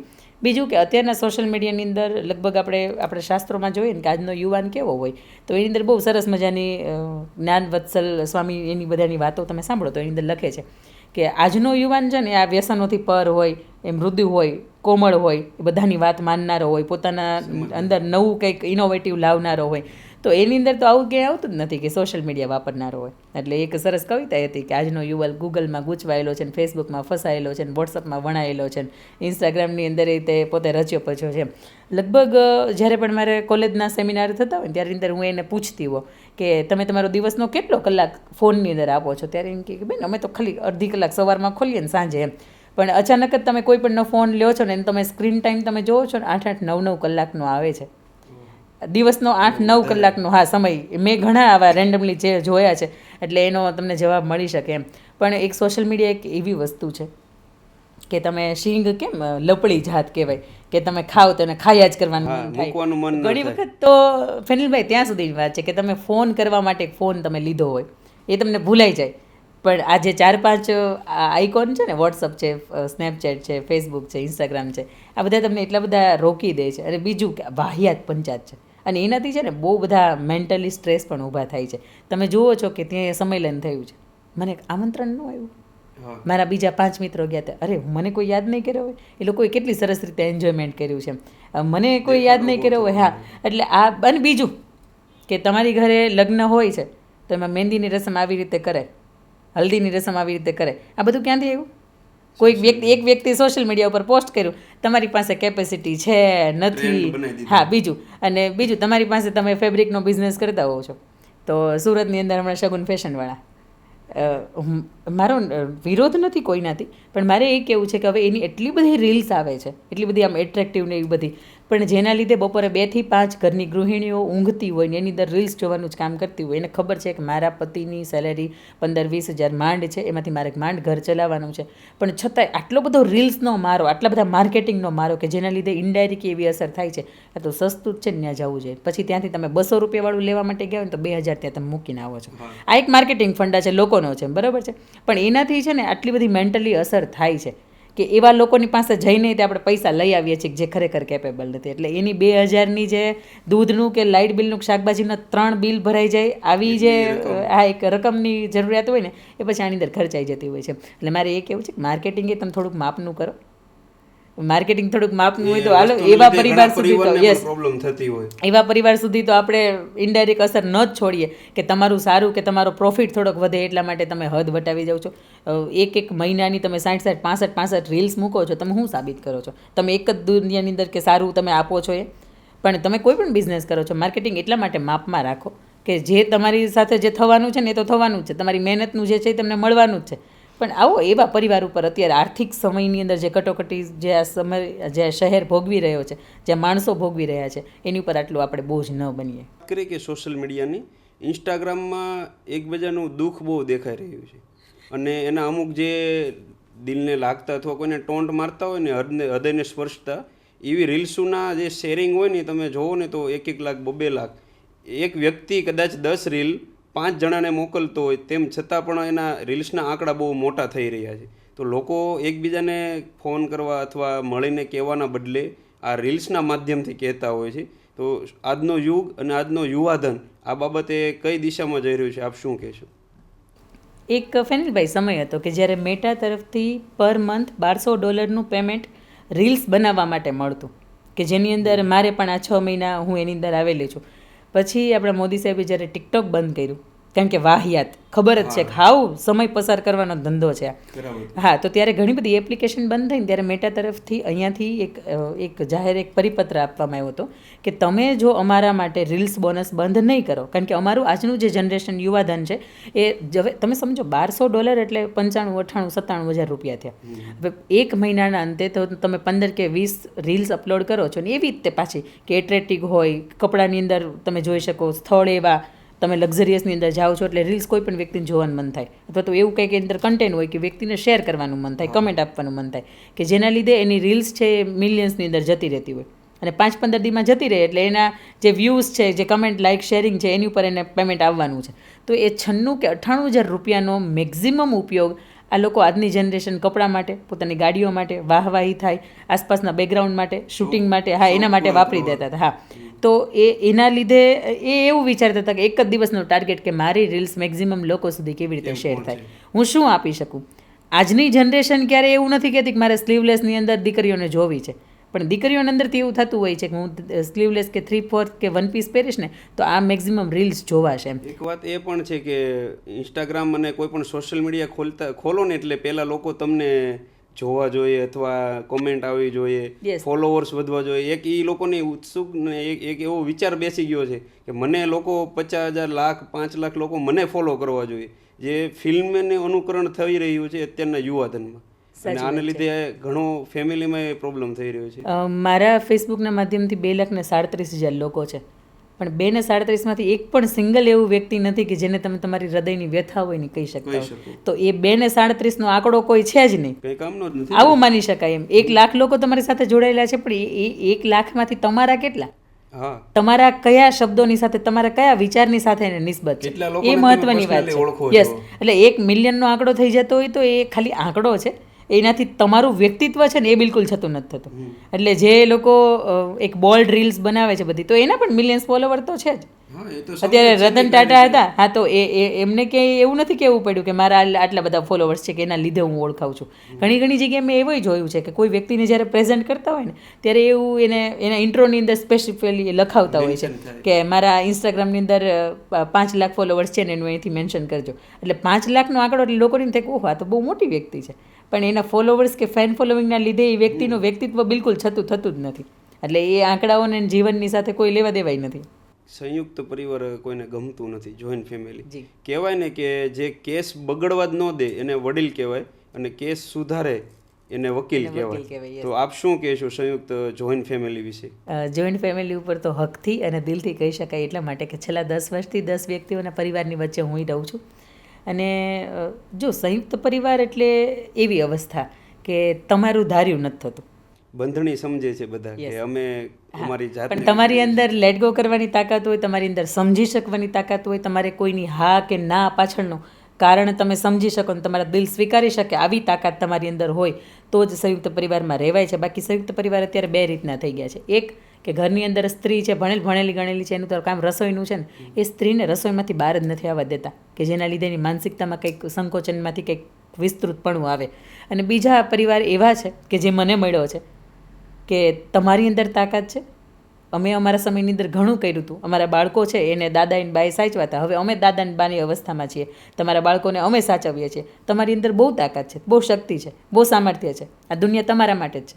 તો જાઓ ઘરની બહાર, એ બધું જ કામ કરો કે જે તમારે લીગલની અંદર આવતું હોય. અને એક અવસ્થા હતી, એક સમય હતો કે જ્યારે હું ફાઇનાન્સની અંદર એલપી સવાણી અંદર અકાઉન્ટન્ટ તરીકે કામ કરતી હતી અને મારે પ્રેગ્નન્સીનો સમય હતો. એ સમયે વરસાદનો સમય હતો. હું 5:30 વાગે ઘરે આવી અને મારા મમ્મી શાંતિથી, મારા સાસુ શાંતિથી બેઠા હતા.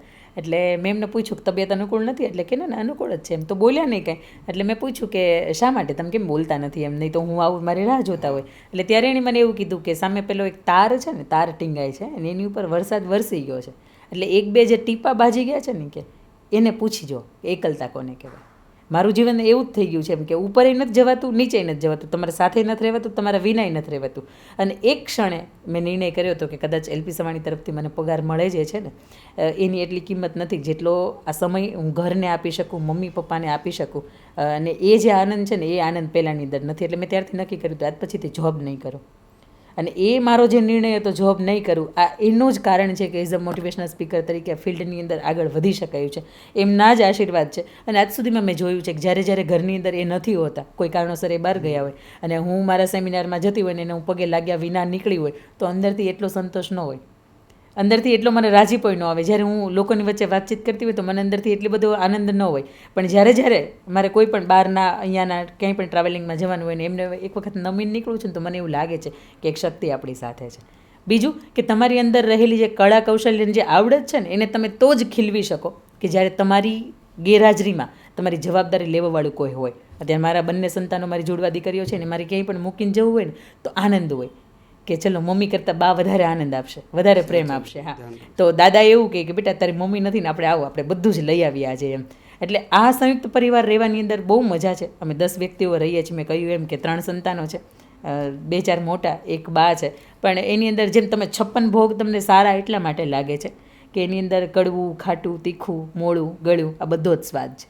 તો ઘરની અંદર તે અમુક અવસ્થાએ પહોંચેલા, કોઈનો તીખોય મગજ હોય, કોઈનો શાંતે હોય, એટલે 56 ભોગ તો જ તમને સારા લાગે કે જ્યારે એની અંદર બધું મિશ્રણમાં હોય.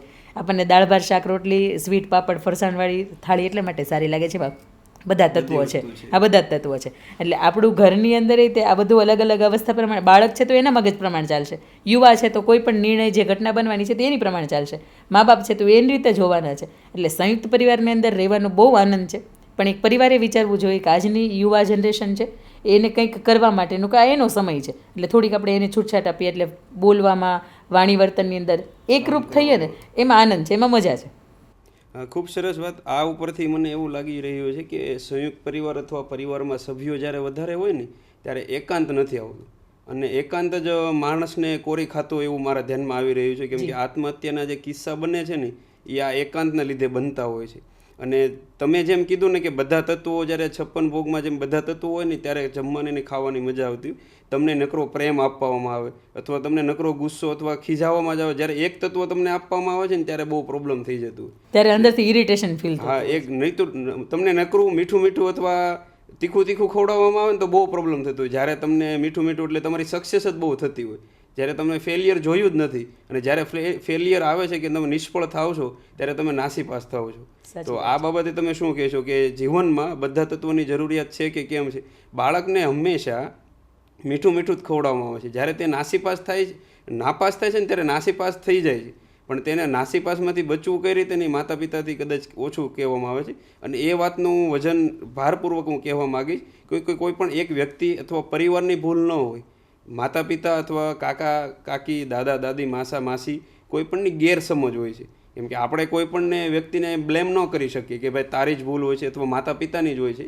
જેમ માતા પિતાના 50% હોય એમ બાળકનું પણ 50% હોય છે. ત્યારે આપ શું કહેશો, આ એકલતા અને બાળકને જ્યારે નાસીપાસ થાય છે ત્યારે માતા પિતાએ શું ધ્યાન રાખવું જોઈએ? આ ખૂબ મજાનો તમારો સવાલ છે. અને એક રિસર્ચ એવું પણ કહે છે કે સંયુક્ત પરિવારની અંદર છૂટાછેડાનું પ્રમાણ ઓછું છે, કે જ્યારે પરિવારની દૂર જતા અથવા તો કોઈ પણ કારણોસર એ હસબન્ડ વાઈફ બહાર જાય છે, દંપતી બહાર જાય છે, તો એમની વચ્ચે સમાધાન લાવવાવાળું કોઈ ત્રીજું પાત્ર નથી હોતું. એટલે એમનું મોઢું પડી ગયું છે ને તો એને કોઈ પૂછવાવાળું નથી, કારણ કે જે બીજું પાત્ર ઘરની અંદર રહે છે તેની સાથે બોલવાનું નથી. ઘરમાં 3 બેડરૂમ તો હોય છે અને 5 વ્યક્તિ હોય તો 2 હોલમાં રહેતા હોય, 2 પોતપોતાના આરામથી. એટલે જ્યારે સંયુક્ત પરિવારની અંદર 8-10 વ્યક્તિઓ હોય છે ત્યાં સુધી કે જ્યારે મેં અડધો રોટલો જમી હોય અને ગરબાની અંદર અડધો રોટલો પડ્યો હોય તો મારા સાસુ ક્યાંયથી બહાર આવે તો જુએ તો એમ કે મને કે તો જમી કેમ નથી. એટલે આવી નાની નાની કેર છે ને એ સંયુક્ત પરિવારની અંદર બહુ સારી રીતે થાય છે. દિનચર્યામાં કંઈ ફેરફાર થાય એટલે તરત જ હા, કે સવારે લેટ આપણે ઉઠવાનું થયું હોય તો એવો નથી વિચાર આવતો કે ઓહો બહુ મોડા ઉઠ્યા, પણ એવો વિચાર આવે છે કે રાત્રે ઊંઘ નહીં આવી હોય, કે તકલીફ હશે, તબિયત અનુકૂળ નહીં હોય, એટલે આવો એક વિચાર થતો હોય છે. અને જ્યારે બાળક ભૂલ કરતું હોય છે ત્યારે હું તો એવું જ માનું છું કે મા બાપે એક મિત્ર બનીને તે એને મઠારવું જોઈએ. કારણ કે તમારાથી કોઈ કાચનો ગ્લાસ તૂટી જાય છે તો તમે તમારી જાતને એક ઝાપટ મારી દો છો નહીં, તો એ બાળકથી તૂટી જાય છે, શા માટે તમે ઉગ્ર થાવ છો? એટલે આ ઉગ્રતા, આ ગુસ્સો છે ને તમારો ક્ષણિકનો છે, પણ એ ક્ષણિક માટે જે તે વ્યક્તિની સાથે જે સમયે જે વર્તાવ થઈ ગયો હોય ને એની અસર આખી જિંદગી રહી જતી હોય છે. એટલે બાળકોના મનની અંદર એના મા બાપ રાક્ષસ ન બની જાય ને, આપણે એના માટે પ્રયત્નશીલ રહીએ. અને બીજી વાત એ કરવી કે બાળકને તમારી પ્રોફિટની સાથે લોસ પણ દેખાડવાની જરૂર છે. ચોક્કસ. તમે તિજોરી દેખાડી દો છો કે પપ્પા એટલું કમાય છે, તો બાળકને ખબર જ નથી ને કે પૈસા ક્યાંથી આવે છે, કેમ મહેનતથી આવે છે, કેવો એ લોકો આખો દિવસ તકલીફ વેઠીને બધાની વાત સાંભળીને કામ કરે. બાળકને હંમેશા તમે ગળું જ ખવડાવવાનો છો, જ્યારે ફેલિયર આવે ત્યારે નાસીપાસ થવાનો જ છે. ના સાચી વાત છે. અને બીજું મારે એ કેવું છે કે બાળક 8-10 વર્ષનું થાય ને એટલે એને ખબર પડતી હોય કે પૈસા કોને કહેવાય, કાઉન્ટિંગ કેટલું ખબર પડે છે એને. એ તમારે કેવું જોઈએ કે બેટા 30,000 કે 35,000 તમારા પપ્પા કમાય છે. જ્યારે બાળક કોઈ પણ વસ્તુની જીદ કરે છે ને ત્યારે એને ડાયરેક્ટ ના ન પાડો. એમ કહે છે કે મને સાયકલ લઈ દે તો કે નહીં, આ વર્ષે તો હું તને નહીં જ લઈ દઉં, તું કે પ્રમાણમાં નથી ચાલવાનું. મા બાપના ઘણી વખત આવા રિએક્શન હોય ને જેના લીધે તે બાળકોને તકલીફ થતી હોય છે. એ વાત હું પણ કહીશ, મા બાપની એને બીજું પણ કારણ હોય છે. મા બાપને પણ એક પિતા હોય છે એને પણ એ તકલીફ હોય છે, કેમ કે આગળથી ક્યાંયથી પૈસા ન આવેલા હોય, પગાર ન થયેલો હોય અથવા કાંઈ ધંધામાં પ્રોબ્લેમ ચાલતો હોય, એટલે જ્યાં સુધી તમે એક્સપ્લેન નથી કરવાના બાળકને, તમે કીધું કે ડાયરેક્ટ ના ન પડે એને સમજાવો નહીં કે આજ નહીં તો કાલે, આપ શું કહેશો? હા, આ બાબતમાં મારે એ કેવું છે કે જ્યારે મારી દીકરીઓને મેં જાતે જમતા શીખવી ને ત્યારે એને ત્યારે એવું હતું કે આપણે જમવું ન હોય ને એટલે શું કરવાનું, છાશની અંદર થોડુંક વધારે રાખવાની, પછી બધાની અંદર છાશ ઢોળી નાખવાની. એટલે મમ્મી આપણને કંઈ કહેતી નથી, મમ્મી આવું કંઈ ખવડાવવાની નથી આપણને. એટલે પછી 2-3 દિવસ ચાલ્યું. પછી મારી બાજુની અંદર એક કન્સ્ટ્રક્શનની સાઇટ ચાલે છે, ત્યાં બાળકો હોય છે, જે મજૂરાના બાળકો હોય છે ને ત્યાં. એટલે હા, એટલે એક વખત એ લોકોએ સાંજે 6-7 વાગે રોટલાને બધું બનાવ્યું, રોટલા કોરા જેને પાણીની સાથે ખાય છે. એટલે મેં એ સમયે હું એને સ્ટોલરમાં બેસાડીને આટો મારવા લઈ ગઈ. તો મેં કીધું આવો બેટા આપણે જઈએ ત્યાં એમ. એટલે અમે ત્યાં ગયા એટલે મેં કીધું જો એ શું ખાય છે, એટલે કે રોટલો ખાય છે. તો મેં કીધું શેની સાથે ખાય છે? તો કે મમ્મી એને શાક છુપાઈ દીધું છે. એટલે પછી મેં એ લોકોને પૂછ્યું કે તમે શાક નથી બનાવ્યું? તો કે બેન ક્યાં એટલા પૈસા છે કે અમે શાક બનાવીએ એમ, અમે તો રોટલો ને પાણી જ ખાઈએ છીએ. એટલે બહાર આવ્યા ને તો એને મેં એવું કીધું કે રોટલો ને પાણી હાલો આપણે ખાઈએ. કે ના મમ્મી રોટલો ને પાણી ન ખવાય. કેમ? તમે શું ખાવ છો? એટલે કે રોટલી ખાઈએ છીએ, શાક ખાઈએ છીએ, ગળપડ અમે ગોળ ખાઈએ છીએ, છાશ ખાઈએ. તો મેં તમે વધારો છો, જે ફેંકી દો છો, તો આપણે એવું ન કરવું જોઈએ કે આ લોકોને દઈ દેવું જોઈએ. એટલે ત્યારથી એને બ્લિંક થાય છે માઇન્ડની અંદર કે આપણે જે હાવ વેસ્ટ કરી નાખીએ છીએ એ આટલું વધુ હશે ને તો એને પેલી સાદ પાડશે ને પેલી એને લઈ જશે એમ. એ ગોળની ગાંગડી એની આટલી વધી હશે ને તો એને કહે છે હું તને મારા ગોળ આપીશ. એટલે હું એમ કહું કે એને નવો ગોળ તું આપ, આવું ન અપાય તારે એમ. એટલે બાળકોને જ્યારે આવી પરિસ્થિતિની સામે આવશે જ નહીં ને તો એને ખબર નથી પડવાની. બીજું કે સતત એસીમાં જ રહ્યા છે, એને તમે કમ્ફર્ટ ઝોન આપ્યું છે. પણ મારે તમને એ કહેવું છે કે એને ક્યારેક બુધવારે તમે એવોય રાખો ને કે જેમ રવિવારની શાળામાં રજા આવે છે બુધવારે એટલે કે આજથી એસી બંધ, બુધવારે તમારે એસીની અંદર નથી આવવાનું. બીજું કે તમે એને મેથીનું શાક ખવડાવો છો, એને કડવું લાગે છે એટલે એ ના પાડી દેશે. પણ તમે એને વિડીયોના માધ્યમથી બતાવો કે બેટા મેથી ખાઈએ તો શું આ તમારે શરીરને શું મળે એમ. એટલે મારું જે પેરેન્ટિંગ છે એની અંદર મેં આવી જ વાતો કરી છે ને કે બેટા મેથીનું શાક ખાવાથી તમે આટલા બધા સ્ટ્રોંગ થઈ જાઓ છો, એટલે તમારા બોન્ડ છે એ મજબૂત થાય છે. એટલે એ અઠવાડિયું 10 દિવસ થશે ને તો એ મને સંભાળશે કે મમ્મી આજ મેથીનું શાક તમારે નથી બનાવવાનું. એટલે આવું એ આપણે મતલબ એ બાળકના સ્વરૂપની અંદર 4 વર્ષનું બનવું પડે. નવા વિચાર આપો, એમને કોરી પાટી છે, તમે જે લખશો એ પ્રમાણે લખાશે. અમુક ટેસ્ટ એવા હશે કે જેને નહીં ભાવે. મારી અનાયા મોટી દીકરી છે તો એને ફ્રૂટ્સ નથી ભાવતા, હું છતાં એના બેગની અંદર ભરી દઉં. એટલે એ મને હંમેશા એવો સવાલ પૂછે કે મમ્મી શા માટે તમે મને ભરી દો છો? એટલે મેં 3 દિવસ સુધી કાંઈ ન કીધું. પછી એણે એવો નિર્ણય કર્યો કે મારા ક્લાસની અંદર જેને ભાવતા હોય અને જે ન લઈને આવતા હોય ને હું એને માટે આપી દઈશ. એટલે મેં 5મા દિવસે કીધું બેટા હા તમને ન ભાવે ને તો તમે કોઈની સાથે શેર કરજો, પણ હું દીદીને ભરી દઉં છું ને એટલે હું તમને ભરી દઉં છું. તમને ક્યારેક તો એમ થાય કે મારે રોજ ખાવું છે. સેવાનો ભાવ તમે એમના જીવનમાં એટલે નાનેથી એને એમ ખબર પડવી જોઈએ. એ ગમે એટલી તરસી હશે ને છતાંય કોઈ વ્યક્તિને એવું કહેશે ને કે પેલું તાર પાણી મને આપી દે એટલે એ આપી દેશે. એમ કહેશે કે અમે તો ભરી શકીએ છીએ. પણ આવું સ્વામી વિવેકાનંદના માતા ભુવનેશ્વરી દેવી છે ને એમનો એક કિસ્સો મેં એમને સંભળાવેલો કે જ્યારે એની બાજુની અંદર કોઈ વ્યક્તિનું દેહાંત થઈ ગયું હતું ત્યારે સ્વામી વિવેકાનંદે જોયું કે એમના મમ્મી છે ને એ પહેલાં પોતાની રસોઈ કરે છે અને પછી એમના ઘરની રસોઈ કરવા જાય છે. એટલે સ્વામી વિવેકાનંદે એમના મમ્મીને કીધું કે મમ્મી આ તો ખોટું કહેવાય, તમારી અંદર જે સેવાનો ભાવ છે એ તો ખોટો, તમે તમારું પહેલાં કરો છો અને પછી તમે બીજાનું કરો છો. એટલે ત્યારે ભુવનેશ્વરી દેવીએ સરસ જવાબ આપ્યો હતો કે બેટા પહેલાં આપણી રસોઈ એટલા માટે આપણે કરી દઈએ છીએ કે આપણે બપોરે ઠંડુ ખાઈ શકીએ 12 વાગે, પણ હું બપોરની રસોઈ એટલા માટે ત્યાં કરવા જાઉં છું કે એ ગરમા ગરમ એ પરિવારને ત્યાં દેહાંત થઈ ગયું છે ને તો એ ગરમા ગરમ થોડુંક વધારે જમી શકે એમ. એટલે ત્યારે સ્વામી વિવેકાનંદે આવી એની માતાની અંદર જે ભાવ જોયો હતો ને, આજે વિશ્વના આદર્શ એ બની શકે, યુવાનોના આદર્શ બની શકે એનું કારણ એ કે એની માતાની સાથેની જે દિનચર્યા હતી એની અંદર એ દરેક ભાવ છે એ પોતાની અંદર એને રોપણી કરી છે. સમય પ્રમાણે થોડુંક ચાલવું છે તો આજના સમય પ્રમાણે તમારા મત પ્રમાણે તમે જે લોકો સુધી ને સ્ત્રીઓ સુધી પહોંચો છો તે ત્યારે શું કહેજો? અત્યારે એરેન્જ મેરેજ શક્ય વધારે છે કે પ્રેમ લગ્ન, લવ મેરેજ? અત્યારે અરેન્જ મેરેજમાં આમ જોઈએ ને તો અત્યારે લગભગ 10માંથી 3 જ અરેન્જ થાય છે, બાકી 7 તો લવ મેરેજ જ થાય છે. લવ મેરેજની અંદર મારે તમને એ કહેવું છે કે જ્યારે તમે કોઈ પણ ગાર્મેન્ટ લેવા માટે જાઓ છો, તમને ખબર છે કે હું ઝારા બ્રાન્ડનું લેવા જાઉં છું, મારે 5000નું આ સ્વેટર કે જેકેટ આવવાનું છે, તો હું એક વખત ફેબ્રિક જોઈશ, પછી હું એક વખત એની ક્વોલિટી જોઈશ, એક વખત એનું કલર કોમ્બિનેશન જોઈશ.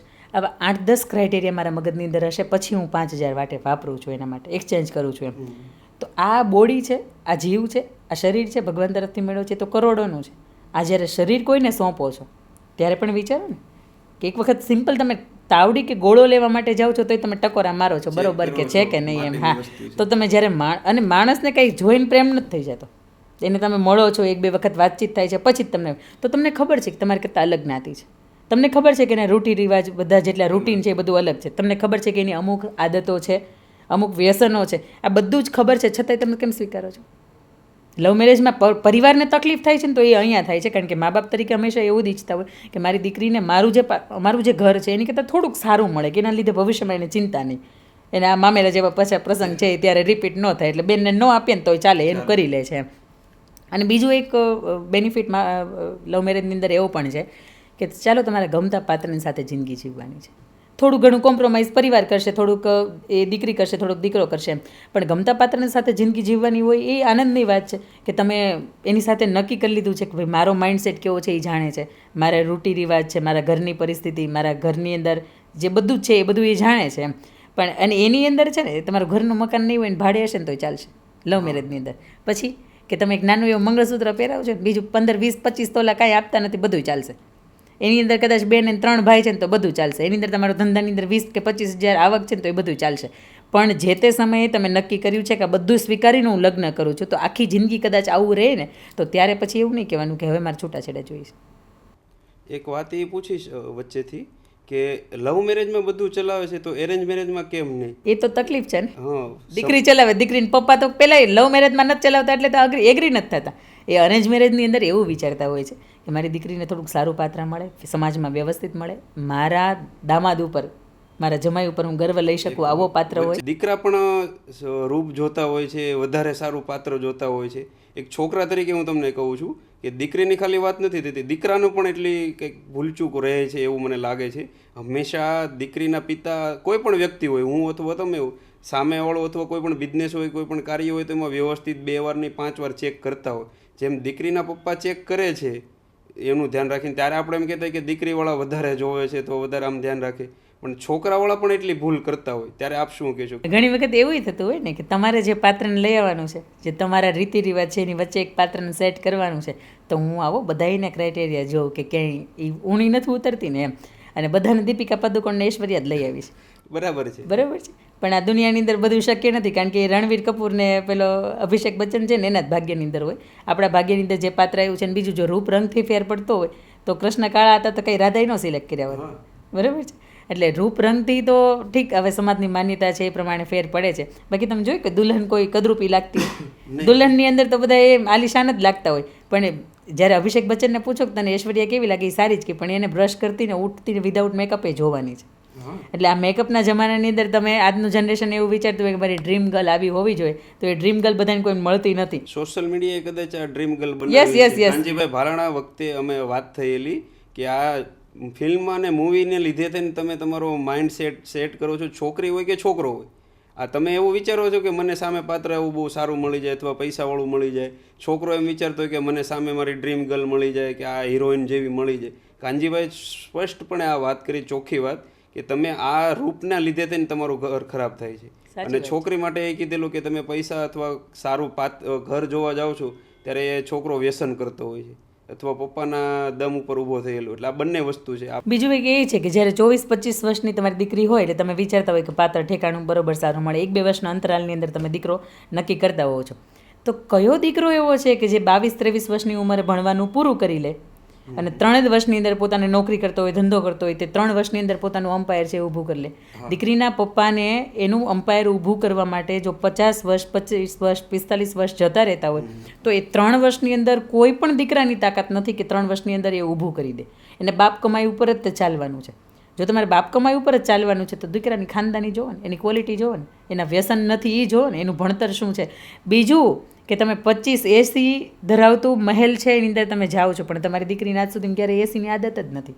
ઘણી દીકરીઓ એવી છે કે જે ગામડાની રહી છે અને સુરતની અંદર એના કરતાં સવાયું સાસરું મળ્યું છે, તો અહીંયા રોજ મગજમારી થવાની છે.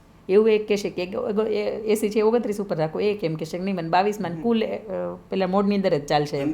એકાંત મળે છે એમાં. હા, એટલે તકલીફ થાય છે એની અંદર કે જે સુવિધાની અંદર તમે રહ્યા નથી ને એ સુવિધાની અંદર અચાનક તમે પરિણામો છો ને ત્યારે ઘણી વખત અસ્વીકારી પણ નથી શકાતી.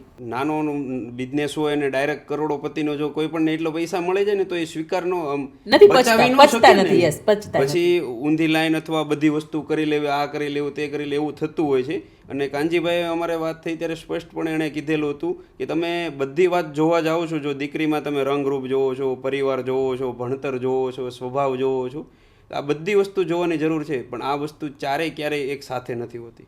સાચી વાત છે. અને તમને જે ગમે એમાં તમે કોમ્પ્રોમાઇઝ કરો ને. અને પદ, પ્રતિષ્ઠા અને પૈસો આ ત્રણ એવું છે કે સારા સારા મગજ ફેરવી નાખતા હોય છે. હા, એટલે દીકરીઓની અંદર, અને બીજું કે ગમતા પાત્રની અંદર કોઈ એક જ વસ્તુ એવી હોય છે કે જે ગમતી હોય છે, તમને એક બાકીની કિક 10 મળી ગઈ વસ્તુ- અથવા માઇન્ડમાં સેટ થઈ ગયું હોય. યસ, અને બાકીની 10 વસ્તુ છે તો ગૌણ જ હોય છે. અને બીજું, આજના સમયમાં મૂવીનો ક્રેઝ વધારે છે, તો એક પણ મૂવી એવા નથી આવતા કે જેની અંદર દીકરાનું નબળું ઘર હોય, પ્રેમ થઈ ગયો હોય, દીકરી અહીંયા આવે, વસ્તા મૂકે, બધાને સાચવે, એનો સાથ આપે, અને પછી આખા ઘરની પ્રગતિ થાય. તો આવા મૂવી નથી આવતા.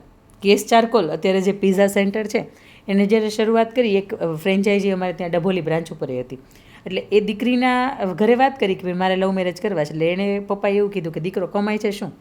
એ કમાણી એની કાંઈ નથી, એની પોતાની ઓળખ, એની આઈડેન્ટિટી કાંઈ નથી. એટલે ત્યારે એ બે કેસ ચારકોલની અંદર એ બે જોબ કરતા હતા. એટલે બે એવું નક્કી કર્યું કે ભાઈ તારે 8 કલાક જોબ કરવી છે, મારે 8 કલાક જોબ કરવી છે. આપણે એવું કરીએ કે સાથે મળીને કંઈક એવું વેન્ચર ઊભું કરીએ કે જેના લીધે મારા પપ્પાને ગર્વ થાય કે નહીં, મારી દીકરીએ તો 8-10 કલાકનો સાથ આપ્યો ને તોય તે એને આટલું મોટું પોતાનું અમ્પાયર ઊભું કર્યું શક્યું. એટલે અત્યારે એને 8-10 પિઝા સેન્ટર સુરતની અંદર એના ખુલ્યા છે કે જે સમયમાં એ 8-10 કલાકની સાથે જોબ કરતા હતા. એટલે તમારું પ્રેમ છે ને એ આ ઉપર પરિણામ લાવી શકે. એક વિડીયો મારા મિત્રનો મેં જોયેલો હતો કે પ્રેમ એટલે તમને નિષ્ફળ કરે નહીં, તમને સક્સેસ અપાવે, તમે તમારી લાઈફમાં આગળ વધો. પ્રેમમાં તમારે માઇન્ડ ખરાબ કરવાનો અથવા નિષ્ફળતા, એકાંત એવું અનુભવવાની જરૂર નથી. પ્રેમ એટલે શું કે તમે એકબીજાને સપોર્ટ કરો. એ પ્રેમને લીધે તમારી અધોગતિ નહીં, તમારી પ્રગતિ, તમને સક્સેસ મળવી પડે. તમે 5,000 કમાતો હોય, તમે 50,000 કમાતા થઈ જાઓ ને, એ પ્રેમ છે. એ પ્રેમ છે, અને એ જ સાથ સહકાર છે. બાકી તમે 50,000 કમાતા હોય ને તમારી પાસે 5,000 વધવા ન દેતા હોય, પછી તમે એમ કહો લવ મેરેજ કર્યા, તો હું આ માનતી જ નથી આને લવ મેરેજ છે. એવું કદાચ શોખ પૂરા કરવા અથવા એકબીજાની સાથે અમુક સમય માટે ટાઈમ કારણ કે તમને જેનાથી પ્રેમ છે ને એની તમે પરિસ્થિતિ સમજો છો, અને એની પરિસ્થિતિ સમજો છો તો તમે તમારો જિદ્દી સ્વભાવ મૂકી દો છો. તમે ખુદ બદલાઈ શકો છો ત્યારે જ્યારે તમને કોઈ નથી પ્રેમ સાચો છે.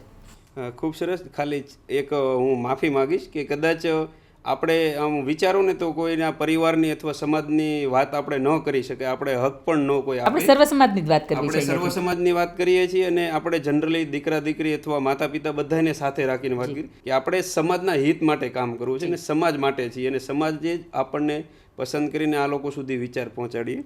આગળ એ વાત કરીએ કે આમ જનરલી લોકો કહેતા હોય ને કે ડિપ્રેશન છે ને, માનસિક તણાવ, એ આપણા દુશ્મનને પણ ન આપે. તો આપ ડિપ્રેશન વિશે શું કહેશો? ડિપ્રેશન વિશે મારે એ કહેવું છે કે જ્યારે તમારી પાસે પુસ્તકો નથી, જ્યારે તમારી પાસે પ્રકૃતિ નથી, અને જ્યારે તમારી પાસે પ્રેમ નથી, આ 3 અવસ્થા નથી ને ત્યારે જ માણસ ડિપ્રેશનમાં જતો હોય છે. કારણ કે જો એક પુસ્તક એવું માધ્યમ છે કે વ્યક્તિ રાત્રે 3 વાગે પણ કોઈ પણ મુસીબતમાં હોય ને તો એને સર્ચ કરી શકે ને વાંચી શકે, એમાંથી બહાર લાવવા માટેનો પોતાનો પ્રયાસ છે એ કરી શકે. બીજું કે પ્રેમ છે, તમારું મનગમતું પાત્ર છે કે એની સાથે પણ તમે હળવા થઈ શકો છો, ત્યાં તમને ડિપ્રેશનનો ભાવ નથી આવતો. અને ત્રીજું પ્રકૃતિ છે કે તમે કે હું કદાચ 5 સ્ટાર 7 સ્ટાર આપણે હોટલની અંદર જઈએ છીએ, 15 દિવસની અંદર એમ થાય છે કે ઘર માંડ આવે તો સારું, પણ જ્યારે તમે પ્રકૃતિના ખોળે જાઓ છો ત્યારે તમે બધું જ ભૂલી જાઓ છો. તમે ખળખળતી નદી છે, ઉગતો સૂર્ય છે, આ ઝરણા છે, પવનની લહેરકી છે, આ બધાની વચ્ચે જ્યારે તમે હિમાલયમાં લોકો શાંતિ લેવા માટે એટલા માટે જાય છે કે પ્રકૃતિ છે એ તમને નિજાનંદ આપે છે. એટલે આ પ્રેમ છે, આ પ્રકૃતિ છે, અને મનગમતી આ પુસ્તકો છે, એ આ બધા જ એવા પાસા છે કે જે તમારું ડિપ્રેશનને ટોટલી હળવું કરી શકે. કોઈ પણ ડિપ્રેશનમાં જીવતો વ્યક્તિ છે એને તમે 15 દિવસ હિમાલયની અંદર મૂકો તો આરામથી એની માનસિકતામાં ફેર આવે જ.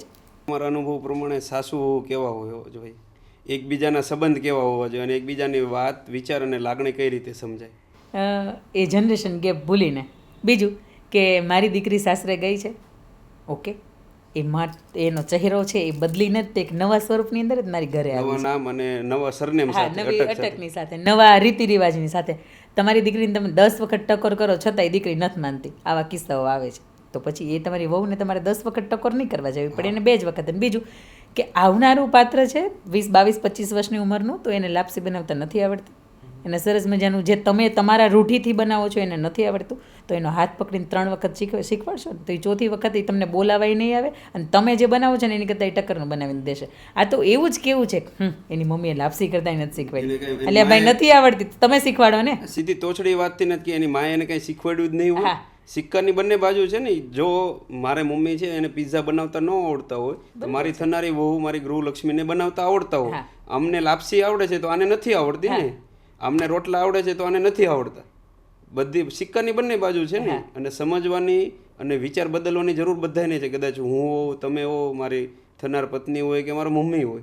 એની અંદર હેલ્ધી કોમ્પિટિશન જ હોવી જોઈએ કે ભાઈ મારા મમ્મીએ મને 3 વસ્તુ શીખવાડી છે તો આવો હું તે એને નથી આવડતી ની 3 વસ્તુ એને શીખવાડી દઉં. હા, મને જે આવડે છે એમની સાથે હું હા share એની સાથે હું શેર કરી દઉં એમ. પણ બાકીનું સાસુ વહુનું અમારું જે બોન્ડિંગની વાત કરું બહુ મજાનું બોન્ડિંગ છે. 3 દિવસ મારે જવું હોય ને તો એમની આંખમાં આંસુ પડતા હોય અને આ એક જ વખત મેં જોયા હોય ને તો મને અંદરથી એવું થાય કે ભાઈ હું ક્યાંય પણ અવળા રસ્તે ન જાઉં, હું ક્યાંય પણથી ખોટું બોલીને ન જાઉં. હું જે કંઈ પણ કરું છું તો એને બધી જ ખબર હોવી જોઈએ. કદાચ આજે અમારા હસબન્ડની વચ્ચેની ઓછી વાત થતી હશે પણ મમ્મીની સાથે બધી જ એ વાત થાય કે જે દુનિયાની અંદર હું ક્યાંય પણ અનુભવતી હોઉં છું. એટલે એક ઘરની અંદર સૌથી વધારે રહેનારા પાત્ર હોય ને તો સાસુ ને વહુ. જો એ ટક્કરથી રહેશે તોય રહેવાનું છે એને, પ્રેમથી રહેશે તોય એને રહેવાનું છે. તો આનંદથી મોજથી ને મોજથી રહ્યો ને. એક વાસણ કરે છે તો એક કપડાં કરો. હા, ગર્વની એ વાત છે, તમને જાણીને આનંદ થશે કે જ્યારે ઘરની બહાર હું નીકળતો ત્યારે મમ્મીના આશીર્વાદ લઈને જ હું નીકળું છું, જેથી કરીને કંઈ ખરાબ કામ કરવાનું અથવા બીજા વિચાર કરવાનું ન. અને એક જ વખત એમણે મને કીધેલું કે યાદ રાખજે ફેનિલ કે તું સ્વામિનારાયણ ભગવાનનો સેવક છો, ભગત છો અને કષ્ટભંજન દેવ સાળંગપુર દાદાનો સેવક છો. એ જોઈને તું કામ કરજે. એટલે એ 2 લાઇનમાં મને સમજાઈ ગયું કે મારે શું કરવાનું છે અને મારે કઈ રીતના કરવાનું. મારી સાથે કામ બિઝનેસના લીધે, મારા સ્વભાવના લીધે છોકરા છોકરીઓ મેં કેટલાય લોકોને મળતા. મારા ફોનની અંદર 3000 કોન્ટેક્ટ સેવ છે, કેટલા લોકો સાથે હું મળતો હોઉં. પણ આ 2 લાઇનમાં એણે મને સમજાવી દીધું કે તારે છોકરી સાથે, વડીલ સાથે, તારા જવડા વ્યક્તિ સાથે અથવા વ્યસન કરતા વ્યક્તિ સાથે કઈ રીતે તારે રહેવું છે. આગળ એ વાત કરીએ કે આજના સમય પ્રમાણે સગાઈ અને વેવિશાળ માટે પરિવારે કઈ કઈ વાતનું ધ્યાન રાખવું જોઈએ. 2 વાત અલગ અલગ આપ જણાવજો, દીકરા અને દીકરી બંને માટે. જો તો તમે દીકરીનું જોણ ગોતો છો તો એ આર્થિક થોડીક સદ્ધરતા ગોતવાની તમારી જેટલી છે ને એટલી તો ગોતવાની જ કે જેના લીધે દીકરીને ભવિષ્યમાં ચિંતા ન થાય. બીજું કે દીકરીને એટલું શિક્ષણ આપો કે જેના લીધે કદાચ એને એકલા જીવન જીવવું પડે અથવા તો પરિવારની 8-10 વ્યક્તિઓની જવાબદારી એને જીવવી પડે, સાથે લેવી પડે, ઉપાડવી પડે તો એ હસતા મુખે એ નિભાવી શકે. અને ત્રીજું કે એટલી દીકરાની અંદર એટલી ખાનદાની ને ખુમારી ગોતજો કે જેના લીધે તમે આખી જિંદગી ગર્વ કરી શકો. મિથિલા કાં કનકન ખીલા જમાઈ રાજા રામ મિલા. તો રામને પામીને મિથિલાનું એક કણકણ હતું એ ખીલ્યું હતું એટલા માટે કે રામની અંદર એ તત્વ હતું કે જે જમાઈની અંદર હોવું જોઈએ. આ દીકરીઓ માટેની વાત થઈ. અને દીકરા સ્વરૂપે જ્યારે તમે કોઈ દીકરીને લાવો છો તો ભલે ને ગરીબ ઘરની લાવો છો. તમારા ઘરની અંદર ભલે ને મહેલ છે પણ એના મહેલના નળ કેમ ખુલે, મહેલના ડ્રોવર કેમ ખુલે, મહેલના દરવાજા કેમ ખુલે, બહુ હસતા મૂકીને શીખવાડો. કારણ કે એના જિંદગીની અંદર એને નથી જોયું એટલા માટે. બીજું કે આપણે રૂપરંગની વાત થઈ કે એનું ભણતર શું છે, એની વાતચીત કરવાની આવડત શું છે, એને એક વખત એ કમિટમેન્ટ કરો કે કદાચ તારે ભાઈ કે તારા પપ્પાની હયાતી નહીં રહે તો તારા મમ્મીને તારી બહેનને સાચવવાની જવાબદારી મારી છે. તો આપણા ઘરની અંદર પણ એક મા કે બાપ વસે છે, એમને ક્યારેય તકલીફ ન થાય, એમના ઊંચા અવાજે. અને બીજું જ્ઞાનવત્સલ સ્વામી બહુ મજાની વાત કરે છે કે તમે ડબલ માસ્ટર છો, ડબલ PhD છો, ડબલ ગ્રેજ્યુએટ છો પણ તમે તમારા વડીલોનું માન સન્માન નથી જાળવી શકતા તો તમારી બધી જ ડિગ્રી છે ને એને ડસ્ટબિનમાં ફેંકી દો. હા, એને 0 બરોબર છે એમ. એટલે શિક્ષણ તમે ગોતો છો, તમે PSI છો, સામે PSI ગોતો છો પણ ઘરની અંદર આવનારી સ્ત્રી જ્યારે મર્યાદાની ચૂંદડી ઓઢીને કે પાનેતર ઓઢીને કે આવતી હોય ને ત્યારે એની માથે જવાબદારી ઓટોમેટિક આવી જતી હોય છે. એટલે તમારી 7 વાગ્યાની ઉઠવાની આદત હોય તો એને 5 વાગે ઉઠીને તો સવારના કામ તમે અમુક પતાવી શકો છો એમ. એટલે જ્યારે એકબીજા પરિવાર અને બીજું કે લગ્ન છે ને એ આત્માનો તો સંબંધ છે જ પણ એ 2 પરિવારોનો સંબંધ છે, 2 ધર્મ, 2 જ્ઞાતિ, 2 જાતિ, 2 મર્યાદા, 2 સંસ્કૃતિ, આ બધાનો સંબંધ છે. એટલે જે સ્વરૂપમાં તમે 22 વર્ષ રહ્યા છો, જે તમે માઇન્ડસેટથી રહ્યા છો તો એ તમારે ક્ષણની અંદર સેટ કરવો પડે તો કરી શકાય. આપણે એમ કહીએ કે કોઈ પણ ધંધો ચાલુ કરીએ ને તો 999 દિવસ એના માટે તમારે ભૂલી જવા પડે. તો ઘરની અંદર જ્યારે પરિવારની અંદર દીકરી આવતી હોય ને તો ત્યારે સાસુએ અથવા તો દીકરીએ 2 વર્ષ ભૂલી જવાના. 2 વર્ષની અંદર હંમેશા એવું જ વિચારવાનું કે હું અનુકૂળ કેમ થઈ શકું. અને એના માટે ફેનિલભાઈ મારું એક સરસ મજાનું પુસ્તક એ હમણાં હું આ લગ્નની સિઝન ચાલુ થશે ને તો આપીશ, કરિયાવરમાં આપું છું. એની અંદર દીકરીના બાપ શ્રેષ્ઠમાં શ્રેષ્ઠ વસ્તુ વિદેશથી પણ મંગાવે કે દીકરીના કરિયાવરની અંદર હું આ આપી શકું એમ. જેમ જનક રાજાએ વિચાર્યું હતું એમ શ્રેષ્ઠમાં શ્રેષ્ઠ બધું જ જગ્યાએથી વસ્તુ મંગાવી આપી શકે, બધું આપવા માટે તૈયાર હોય. પણ આ વિચારોનો જે ખજાનો છે, તમે વાતોનો ખજાનો લઈ આવ્યા છો તો એમાં વિચારોનો જે ખજાનો છે એ અમુક વિચારો એવા છે કે બેટા તારે લેટ ગો કરતા તો શીખવું પડશે. તો અહીંયા મારી સામે બોલી છો ત્યાંથી તારાથી જ નહીં જ બોલે, તારે પતિનું માનવું પડશે, તારા સાસુ સસરાની સેવા કરવાની છે, એને અગવડતા સગવડતા આવે તો તારી જોબ કરતી હોય 2 દિવસની 5 દિવસની રજા મૂકવી પડશે. આ બધી જ વાતો છે ને એ આપણે નથી કરતા મા બાપ તરીકે, અને કરીએ છીએ તો બહુ ઓછી. એટલે 365 કોટ મેં લખ્યા છે કે આજે એના લગ્ન થાય છે એ ગિફ્ટમાં તમે એ પુસ્તક એને આપો છો, રોજ એને એક ક્વોટ વાંચવાનો છે. એટલે એ ક્વોટ 24 કલાક સુધી એને મગજની ઉપર અસર કરશે. એટલે 365 ગુણ્યા 2 એટલે 2 વર્ષ સુધી આ સતત પુસ્તકમાંથી પસાર થશે ને એટલે માઇન્ડસેટની અંદર ચોક્કસપણે સુધારો આવશે. અને એની અંદર મેં હંમેશા એવી વાતો લખી છે કે દીકરીઓ તમારે શું ધ્યાન રાખવાનું છે, કારણ કે એ સંગઠન છે, 8-10 વ્યક્તિઓ છે અને એ બધાને બદલવા ન જવાય. ગામ ન બદલાય, તમારે પોતાએ જ બદલવું પડે. થોડુંક તમે તમારા તરફથી બદલાવ લાવો, એ એના તરફથી બદલાવ લાવો, એટલે મજાનું જીવન સરસ જીવી શકાય. માતા પિતાની રોકટોક આ યુવાન ને યંગ જનરેશનને ગમતી નથી. એ લોકો ફોનનું અથવા બહાર જતા હોય તો કે મને કોઈ પૂછવા વળવું ન હોવું જોઈએ, અથવા આ દીકરી અથવા દીકરાને બંનેને લાગુ પડે છે અને યુવાનો માટે છે. શું કહેશો તમે સમજો, એક પથ્થર હોય અને પથ્થરમાંથી મૂર્તિ કરવી હોય તો તમારે શું કરવું પડે? એને ટાંચા મારવા પડે, ઘડાવવું પડે. હા, એને ઘડતર આપવું પડે, એને થોડુંક હથોડા મારવા પડે, એને રોકવું પડે, એને ટોકવું પડે. એ પથ્થરની કિંમત કંઈ નથી હોતી, પણ એ મૂર્તિ બને છે ને પછી કિંમત થાય છે. તો માણસની કિંમત કંઈ નથી હોતી, વ્યક્તિની કિંમત નથી હોતી. વ્યક્તિ તો બધી જ દુનિયાની અંદર સરખી છે, પણ વ્યક્તિત્વની કિંમત હોય છે. અને હંમેશા આપણા મા બાપ આપણને રોકે છે, આપણને ટોકે છે. એ એટલા માટે ટોકતા હોય છે કે તમારું શ્રેષ્ઠ સર્જન થાય, તમારી અંદર જે અંદરનું સત્વ છે ને એ બહાર આવે. અમુક આદતો તમારી એવી છે કે તમને ખબર છે મારો સ્ક્રીન ટાઈમ 8 કલાકનો આવતો હોય મને ખબર જ છે, પણ મારામાં એ હું મારી જાતે નહીં સુધારો કરી શકું. પણ કોઈ વ્યક્તિ મારો મોબાઈલ લઈ જ લે છે બપોર વચ્ચે, એટલે 2 થી 5 મારે શું કરવાનું? કાં તો સૂઈ જવાનું, કાં તો કોઈ બીજી પ્રવૃત્તિ કરવાની. એટલે આવી જે રોકટોક છે ને મા બાપ તરફથી આપણે મળતી હોય છે ને એ બહુ શ્રેષ્ઠ છે અને હોવી જ જોઈએ. પછી જો તમારું બાળક 12-15 વર્ષનું થાય, એની જાતે બધું કરતાં શીખ જાય ને 25 વર્ષની ઉંમરે એમ કે હવે માં તારી યારે મારી વાઈફની યારે નહીં બંધે, નહીં ભેગું થાય, એટલે તું હવે તારો રસ્તો કર, તો આ દિવસ તમારે ન જોવો હોય ને તો તમારા બાળકને ભલે ન ગમતું હોય પણ તોય રોકવાનું ને ટોકવાનું રાખજો. એક વાત યાદ રાખજો કે પથ્થરની કિંમત નથી, મૂર્તિની કિંમત છે. એમ વ્યક્તિની કિંમત નથી, વ્યક્તિત્વની કિંમત છે. અને વ્યક્તિત્વ ત્યારે જ કંડારાય જેની અંદર કોકે એને રોક્યા હોય, કોકે ટોયકા હોય. તમે માટી હોય, માટી એની કિંમત નથી હોતી, પણ માટીમાંથી માટલાનું સર્જન થાય, તાવડીનું સર્જન થાય, એ ઉપયોગી બને અને એમાંથી એની કિંમત છે, એની વેલ્યુએશન છે, એની અંદર એ વધારો થાય.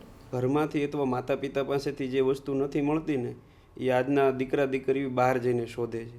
12 વાગ્યા સુધી કોઈ પણ વ્યક્તિ ઓનલાઈન હોય તો એ શું શોધતો હોય છે, અથવા એના વિચાર શું હોય? આપના વિચાર શું કહેવા માંગે છે? આપ અનુભવેલું છે અથવા જોયેલું હશે? આ વાત મેં વધારે જોઈ છે કે આપણા સંતાનોની ઉંમર 12-15 વર્ષની થાય અને એના ચપ્પલનું માપ આપણા માપ જેવડું થઈ જાય તો એના મા બાપ મટીને એના મિત્ર બની જાવ. કારણ કે આજના જનરેશન, આજના જે યુવાનો, આજના જે દીકરા દીકરીઓ છે ને એ દુનિયાની અંદર પ્રેમ ગોતે છે, સ્નેહ ગોતે છે. પોતાને કોઈ કેમ છો કેમ નહીં પૂછે, પોતાને કોઈ આઈ લવ યુ કે, પોતાની કોઈક સંભાળ રાખે, કેટલા વાગે જાગ્યા, કેટલા વાગે ઉઠ્યા એ ગોતે છે. પણ એ જ પોતાના દીકરાને પોતાની માં ઉઠાડવા જશે એમ કે બેટા સવાર થઈ ગઈ, તો એ અંદરથી પ્રેશર જેવું લાગે છે, થોડું ખરાબ લાગે. હા, પણ મા બાપ તરીકે હંમેશા તમે મિત્ર બની રહ્યો ને એમાં જ મજા છે. અને આજનું બાળક કદાચ થાકીને આવે છે, કોઈની સાથે ઝઘડો કરીને આવે છે, તો ડાયરેક્ટ એની ઉપર બ્લેમ જે કેમ કરો છો ને તારો જ વાંક હોય, આ વસ્તુ તમે ભૂલી જાઓ. અને બીજું કે દીકરીઓની જો એ ગર્ભની અંદર હોય તો એ સમજી શકતા હોય કે હલનચલન થયું કે નહીં. એટલે આ માતા જ્યારે 5, 7, 10, 15, 20 વર્ષની દીકરીઓ થાય ને ત્યારે એ પોતાનો અવસ્થા બદલે, રહેણી કહેણી બદલે, પોતાના હાસ્યની અંદર ફેર આવે, પોતાના વાણી વર્તન કે વિચારની અંદર ફેર આવે, તો માતા એને ઓળખી જ જાય છે. પણ માતાએ એને મૂળ સુધી જવું, મારી આ દરેક માતાને, વિશ્વની દરેક માતાને ટકોર છે કે તમારું સંતાન જો તમને એમ લાગે ને કે 5 મિનિટે એના વર્તનની અંદર બદલાવ લાવે છે તો એ 5મી મિનિટે, 6ઠી મિનિટે જ તે તમે સુધરી જાઓ. બેન કાર્સન બહુ સારા એવા પીડિયાટ્રિક ડૉક્ટર છે અને જે તે સમયમાં એ ચાકુ રાખતા થઈ ગયા ખીચાની અંદર અને એમના માતાને ખબર પડી. માતા એમના સિંગલ ડિવોર્સી મધર હતા, એટલે પોતે 2 જોબ કરતા, એમાંથી એને 1 જોબ હતી એની અંદર થોડોક ઓછો સમય કરી નાખ્યો અને પોતે પુસ્તકાલયની અંદર જાય, ત્યાંથી પુસ્તકો લાવે અને બાળકોને કમ્પલસરી આ પુસ્તકમાંથી તમારે 2 પાઠ તો કરવાના જ છે.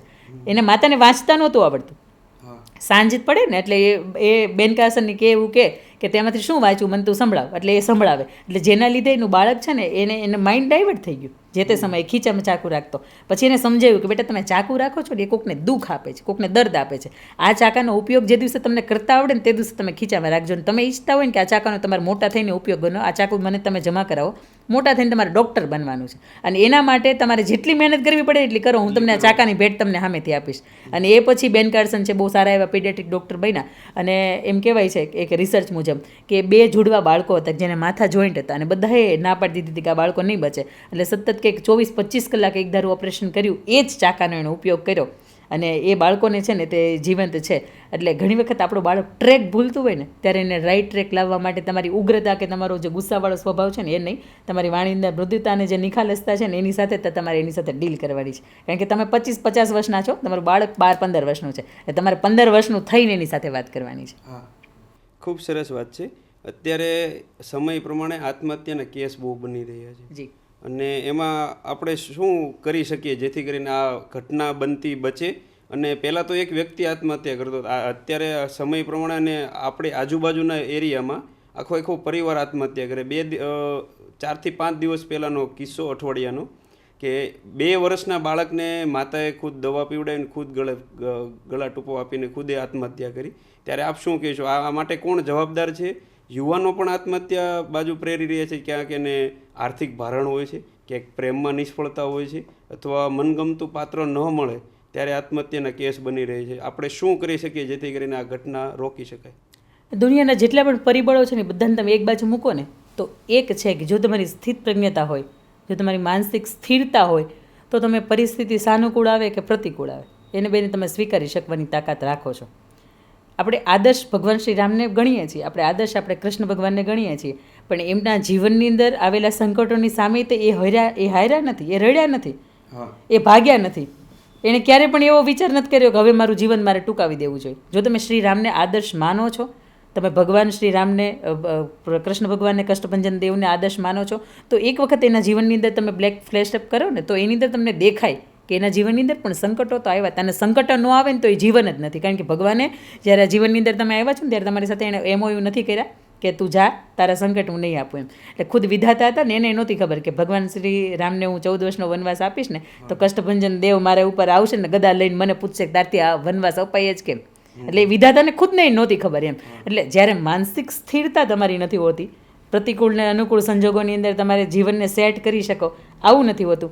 એક પાણી છે ને એ જ આપણને શીખવે છે કે તમે બોટલની અંદર ભરો ને તો બોટલનો શેપ થઈ જાય, તમે ગ્લાસમાં ભરો ને તો ગ્લાસનો શેપ થઈ જાય, પણ પાણી જડ થઈ જાય છે.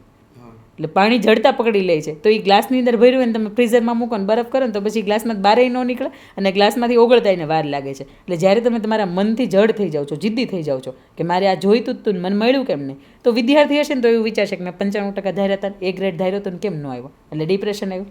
એટલે માણસ જ્યારે ડિપ્રેશનની અંદર જાય છે ત્યારે બધી તકલીફો થતી હોય છે.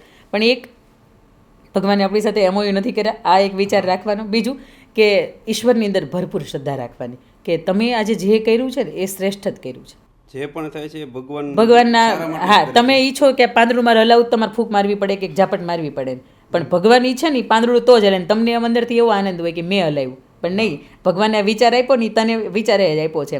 એટલે ભગવાન ઉપર જ્યારે અતૂટ શ્રદ્ધા હોય, અપ્રિતમ શ્રદ્ધા હોય ત્યારે તે આત્મહત્યા જેવા કેસ છે ને મગજની અંદર નથી આવતા. બાકી જો એક વખત વિચાર આવે ને પછી એવું વિચારતો હોય કે હું કદાચ જતો રહીશ. ઘણા વખત આપણે એમ કહેતા હોય ને કે તમે એકલા જાઓ છો તો પાછળ તમારા પરિવારનું શું થશે. એટલે આને આજના જે યુવા જનરેશન હતા ને એને નેગેટિવ રીતે લઈ લીધું. બરોબર છે, હું જઈશ તો મારે પાછળ 3-4 જણા છે, એનું શું થાય, હાલ 3-4 જણાનું હું લેતો જાવ. પણ તકલીફમાં ખરેખર તમે હતા. અને બીજું આર્થિક સંકટ છે ને એ કોઈ સંકટ જ નથી. લોકો ઝૂંપડીની અંદર એ બહુ સરસ મજાનો ટાઢો રોટલો ખાઈને જીવે છે, પણ તમને એ જીવનની આદત નથી. જો તમને એ માણસને, એ વ્યક્તિના એ જીવનની આદત હોય, એ દિવસો જોવાની આદત હોય ને, એટલા માટે જ કહે છે કે તમે એક દિવસ રોજ મીઠાવાળું ખાતા હોય ને, આ દીકરીઓને અલુણાનું વ્રત આવે છે ત્યારે તમે મીઠા વગરનું ખવડાવો છો. એટલા માટે ખવડાવો છો બેટા ક્યારેક મીઠા વગરનું ખાવું પડે ને તો તમે ભવિષ્યમાં રહી શકો. હા, તમે એટલા માટે રહી શકો. એટલે હું તમને કહું છું કે દરેક દિવસે બાળકને સગવડતા આપતા હોય ને તો એક દિવસ એવો આપો કે જ્યારે એને અગવડતાની વચ્ચે રહેવાનું છે. એટલે જ્યારે અગવડતાની અંદર તમે રહ્યો છો ને ત્યારે તમને ખબર પડે છે કે જીવન આવું આવવાનું છે. એટલે ડિપ્રેશનની અંદર તમે ભાગ બનતા હોય તો એક ક્ષણિક સમયમાંથી તમે બહાર આવી જાઓ. તમે પ્રકૃતિમાં જતા રહ્યો 2-5 વર્ષ, હું તો એમ કહું ત્યાં સુધી કે ઘર છોડીને જતા રહ્યો. તમને એવું થતું હોય કે આ ડિપ્રેશનમાંથી હું બહાર નહીં જ આવું તો, પણ મરવાનો વિચાર, જીવન ટૂંકાવી દેવાનો વિચાર આ કંઈ થોડો વિચાર છે. અને ભગવાને આ ખોળિયું આપ્યું છે કે સારા કર્મ કરવા માટેનું. મને નેહલબેન ગઢવી છે એ બહુ આનંદની વાત છે. મારા બહુ સારા મિત્ર છે, એમને પોતાનું સંતાન નથી પણ આજે 500 જેટલા બાળકોને એ સાચવે છે કે જેની માતૃનો પ્રેમ આપી શકે છે. તમારી પાસે તમારા પોતાના માટે જીવવાનું કોઈ કારણ નથી બચતું તો તમે દુનિયા માટે જીવો ને. એના માટે ક્યાં તમને ડિપ્રેશન આવવાનું છે. તમે તમારું જીવન છે એ દેશને કે સમર્પિત કરી દીધું છે, રાષ્ટ્રને સમર્પિત કરી દીધું છે, કોઈ વ્યક્તિને સમર્પિત કરી દીધું છે, પછી ક્યાં કાંઈ ચિંતા આવવાની છે. અત્યારે મેં ઘણા બધા બહેનો એવાય જોયા છે કે ડિવોર્સી હોય, એના જીવનની અંદર જે તે કંઈ પણ સમયે તકલીફ બની હોય. આશાબેન છે સુરેન્દ્રનગરની બાજુમાં, તો અત્યારે સરસ મજાનો આશ્રમ ચલાવે છે. એટલે પોતાનું જે જીવન છે એને વળાંક લઈ લીધો છે. પણ એ સમયે તમે વિચારો કે સમાજ શું કહેશે, મારે સંતાનો છે, મારું ભવિષ્યમાં શું થશે. પણ તમે તમારા માટે જીવો છો ને એટલે સમાજ માટે જીવતા શીખી જાઓ. આત્મહત્યાનો કોઈ પ્રશ્ન જ નથી આવતો. સમર્પણ ને ત્યાગ, એમણે સમાજને સમર્પણ કરી દીધું પોતાનું જીવન. આગળ એ વાત કરીશ કે અત્યારે ઇન્કમ એટલે કે કમાણીનો સ્ત્રોત ઘટી રહ્યો છે કે આપણી આશા અપેક્ષા અને શોખ કે એ વધી રહ્યું છે? બે કહી શકાય. પણ બીજું છે કે એક વ્યક્તિ જ્યારે 8 કલાકની જોબ કરતો હોય ને ત્યારે બાકીની 24 કલાકમાંથી ઘણી બધી કલાકો એની પાસે બચતી હોય છે. તમે વિચારો, ઘણા દુનિયાની અંદર ધંધા એવા છે કે જેની અંદર તમારે દિવસની કલાક જ આપવી પડે છે, 2 જ કલાક આપવી પડતી હોય, 3 કલાક જ તમારે આપવી પડતી હોય. એથી વિશેષ કે તમારે માત્ર 10 મિનિટનું મોનિટરિંગ જ કરવું પડતું હોય. પણ તમારો મગજ જો એની અંદર કામ કરી શકે તો કરી શકાય. તમે એક લેબોરેટરી સાથે ચલાવતા હોય, તમે ગવર્મેન્ટ ઓફિસર પણ હો, તમારી સાથે તમારી જે જગ્યા હોય એને તમે ભાડે રીતે આપી શકતા હોય, તમારું ઘરનું ટેરેસ છે એને પણ તમે રેન્ટ ઉપર આપીને એડવર્ટાઇઝિંગ માટેનું કરી શકતા હોય. દુનિયાના બહુ બધા એવા સ્ત્રોત છે કે જ્યાંથી કમાણી થઈ શકતી હોય. પણ તમારી ક્રિએટિવિટી કેવી છે, તમારું દિમાગ ક્યાં ચાલે છે, એના માટેનું છે. બીજું એ છે કે અત્યારે ગમે એટલું ભેગું કરીએ ને તો અમેરિકા જેવું જીવન અહીંયા નથી જીવવાનું. એટલા માટે કે ઘરની અંદર બિચારો 1 કમાવાવાળો હોય છે ને 5 ખાવાવાળા હોય છે. અને અમેરિકાની અંદર એ સિસ્ટમ સારી છે કે ભાઈ તમે એમ્પ્લોય તરીકે તમારે 5 કલાક કામ કરવું જ પડશે એમ. એટલે મને એ ગમે છે કે સુરતની અંદર ત્યારે બહેનો ઘણા એવા છે કે રત્ન કલાકાર જ્યારે પાછા પડ્યા છે ત્યારે બહેનોએ એવું કીધું છે કે હું મશીન પકડું છું, હું દોરો પકડું છું, હું સ્ટીચ કરવાનું શરૂઆત કરું છું. કેટલા બહેનો એવાય છે કે એના પપ્પાને ત્યાં એણે એક હળી ભાંગીને 2 કટકાઈ નથી કર્યા. પણ આ અવસ્થાની અંદર જ્યારે પોતાના પુરુષને પોતે ઢીલો થતા જોવે છે, પોતાને હારતો કે નિશાસા નાખતો જોવે ત્યારે એવું કહે છે એના ખભા ઉપર હાથ મૂકીને કે ચિંતા શું કરો છો, મને ઘણું આવડે છે. એટલે એ સ્ત્રીઓએ પેઇન્ટિંગ કર્યા છે, કુકિંગના ક્લાસ કર્યા છે, એ એજ્યુકેશનને કોઈ લગતા ક્લાસ કર્યા છે, એના લીધે એને ઘર પરિવારને ટકાવી રાખ્યો છે. એટલે આજે દુનિયાની અંદર ઘણા બધા ક્ષેત્ર એવા છે કે જ્યાંથી તમે કમાણી કરી શકો છો. છેલ્લે ડિજિટલ મીડિયા એવું છે કે જેના લીધે તમે ઘર બેઠા બહુ સરસ રીતે કમાણી કરી શકો છો. હા, એટલે તમારું માઇન્ડસેટ જેવી રીતે તમે આગળ વધારો એવી રીતે તમારી પાસે કમાણી થઈ શકે છે. અને ઓછી કમાણી હોય તો એની અંદર હસતા મુખે તો ઘર ચાલી શકે છે. લાગણી અને હૃદયના શબ્દો છે ને કોઈને સમજાતા નથી. શું કહેશો આપના અનુભવ પ્રમાણે? એનું પીડામાં હોય, વ્યથામાં હોય ને તમને શેર કરતું હોય તો એ સમજાતું નથી. તમે મગજથી લ્યો છો કે હૃદયથી લ્યો છો એ બહુ ઓછા લોકોને સમજાતું હોય. ઘણી વખત એવું થતું હોય કે જ્યારે માણસ વ્યક્ત થતો હોય ને તો એ ઠેકાણું જ ખોટું હોય. તમને એમ થાય કે મેં મારી વાત 15 જણાને કીધી પણ ક્યાંયથી રિસ્પોન્સ ન મળ્યો. પણ એ 15 ખોટા હતા જ્યાં તમે તમારી વ્યથા છે ને કથા છે એ વ્યક્ત કરી. એટલે દુનિયાની અંદર કોઈ એવા એક જ પાત્રની સામે વ્યથા કે કથા કયો કે જે તમારી અંગત છે, તમારા મિત્ર વર્તુળની અંદર છે અને જેની ઉપર તમે ભારોભાર વિશ્વાસ મૂકી શકો છો કે ત્યાંથી કંઈક સોલ્યુશન આવશે. ઘણા લોકો અમને રાત્રે 3 વાગે ફોન કરતા હોય તો એને ખબર જ છે કે અમે સૂતા હોય, પણ છતાંય તે એ એટલા માટે ફોન કરતા હોય કે એને યોગ્ય ઠેકાણું લાગતું હોય, વિશ્વાસ હોય કે તમે વાત સાંભળશો અને એના લીધે અને એની લગભગ 8-10 કલાકની અંદર એનું સોલ્યુશન છે એ તે સરસ રીતે આવી જતું હોય કે કોઈ સંસ્થાઓનું માધ્યમ થતો હોય કે જેના લીધે એને આર્થિક કે કોઈ પણ કટોકટીનો સમય હોય તો એ પસાર થઈ જતો હોય એમ. એટલે ઠેકાણું છે ને એ એક વખત ટકોરો મારીને જ ગોતવાનું તમારે કે અહીંયા હું મૂકું છું તો અમારી કથા વ્યથા છે એ લાયક મૂકવા જેવી છે કે નહીં, પાત્ર વ્યવસ્થિત છે. હા, એટલા માટે જ કોકને તો દિલને સ્પર્શે એમ. બાકી મને કોઈક સાંજે 1000 આવી વાતો કરવાવાળા હોય બધું મગજથી લેતી હોય તો ન સ્પર્શે. પણ દરેકની વાત મને એમ થાય કે એણે બહુ વિશ્વાસ મૂકીને આપણી સાથે વાત કરી છે તો એ હૃદયથી વાત જ્યારે કોઈ વ્યક્તિના હૃદય સુધી પહોંચતી હોય ને તો જ તેનું કંઈક સોલ્યુશન આવતું હોય. તમારા જીવનનો એવો અંગત પ્રસંગ કે જ્યારે કંઈ મન ગભરાણું હોય અથવા બેચેની થઈ હોય ને એમાંથી તમે બહાર નીકળીને કંઈક કાર્ય શરૂ કર્યું હોય? ઘણા બધા એવા પ્રસંગ છે. એક સરસ મજાનો એક નાનકડો પ્રસંગ છે. 19 ફેબ્રુઆરી એટલે મારો જન્મદિવસ છે અને એ રાત્રે મારા બાની તબિયત ખરાબ થઈ. એ રાત્રે હું વાત કરું છું ને 20 તારીખે સમાચાર મળ્યા કે હવે બા નથી રહ્યા. બીપીની અંદર ફ્લક્ચ્યુએશન આવ્યું કે જેના લીધે. એટલે હું જે તે સમયે શાળાની અંદર જોબ કરતી હતી એટલે એ શાળાની અંદર હું વાત કરી શકું આવી અવસ્થામાં તો નહીં, રડતા હતા એટલે મેસેજ કરીને જાણ કરી દીધી કે આવી રીતે ઘટના બની છે, મારો સિલેબસ એઝ અ ટીચર તરીકે, ક્લાસ ટીચર તરીકે પૂરો થઈ ગયો છે, મારી એક પણ રજા નથી. એટલે આ માટે અને એ સમયમાં પરિવારની અંદર મારું હોવું જરૂરી લાગતું હતું. એટલે 12 દિવસની રજા મારી મંજૂર કરવા માટેની વિનંતી. હું આવી રીતે નીકળી જાઉં છું, જે જગ્યાએ જાઉં છું ત્યાં નેટવર્ક પણ નથી એટલે મારી સાથે વાતચીત નહીં થાય. આ મેસેજ છોડ્યો, અમે નીકળી ગયા ત્યાંથી. 12 દિવસનું જે પાણી ઢોળની ઉત્તર ક્રિયા હતી એ પતાવીને પાછા સુરત આવ્યા. તો સુરતની અંદર જે તે શાળાની અંદર હું જાઉં છું એટલે એ શાળાની અંદર ઘટના એવી બની હશે કે હું જે તે સમયમાં નહીં હોઉં એટલે ટ્રસ્ટીગણે મેનેજમેન્ટ ડાયરેક્ટરને પૂછ્યું હશે કે બેન દેખાતા નથી એમ. એટલે ત્યારે એવી વાત થઈ કે કદાચ બેનને નહીં જરૂર હોય, શોખ માટે જ બેન આમે કામ કરતા હતા ને કે જાણ નથી કરી એમ. એટલે ટ્રસ્ટીએ એવું કીધું કે આપણી જાણ નથી કરી, એને આપણી જરૂર નથી તો આપણને એની જરૂર નથી, બેનને કહી દો કે આજથી રેઝિગ્નેશન આપી દે, એનું રિઝાઇન આપી દે. એટલે હું જ્યારે 4 માર્ચે ફરીથી શાળાએ જાઉં છું ત્યારે શાળા પરિવાર તરફથી એવું કહેવામાં આવે છે કે ટ્રસ્ટીઓનો નિર્ણય છે કે તમારે ઉપર એક પણ દાદર નથી ચડવાનો અને તમારે રિઝાઇન આવતીકાલથી આપવાનું છે. આવતીકાલથી શું કામ એને, હું આજથી જ આપું છું. મેં આપી દીધું. ઘરે આવી ખૂબ રડાયું કે રીઝન શું બન્યું હશે કે આ લોકોનો નિર્ણય આવો થયો. પછી 5-15 દિવસ પછી ટ્રસ્ટીનો એમ જ મારી સાથે વાત થઈ કે બેન અમારી શાળાની અંદર આખું વર્ષ તમે રહ્યા તો છેલ્લે કેમ આવું કર્યું. એટલે મારે એને કહેવું પડ્યું કે આ ઘટના બની હતી ને કે જેના લીધે મેં આ વાત કરી હતી, પણ આ ઘટના મારા લાઈફની અંદર ટર્નિંગ પોઈન્ટ સાબિત થઈ છે. એટલે એ સમયમાં મેં નક્કી કર્યું કે બાળકોને ભણાવવાની ફિલ્ડમાં હવે હું ક્યારેય નહીં જાઉં. કારણ કે 4 વર્ષ હું હતી તો મારા શોખને કારણે હતી, પણ દરેક જગ્યા કે દરેક ઠેકાણું મને એવું નથી મળ્યું કે જ્યાં કદર થઈ શકે. હવે જે જગ્યાએ કદર થાય ને એ ફિલ્ડની અંદર આગળ જવું છે, પણ હવે આજ પછીથી બાળકને હું ભણાવીશ નહીં.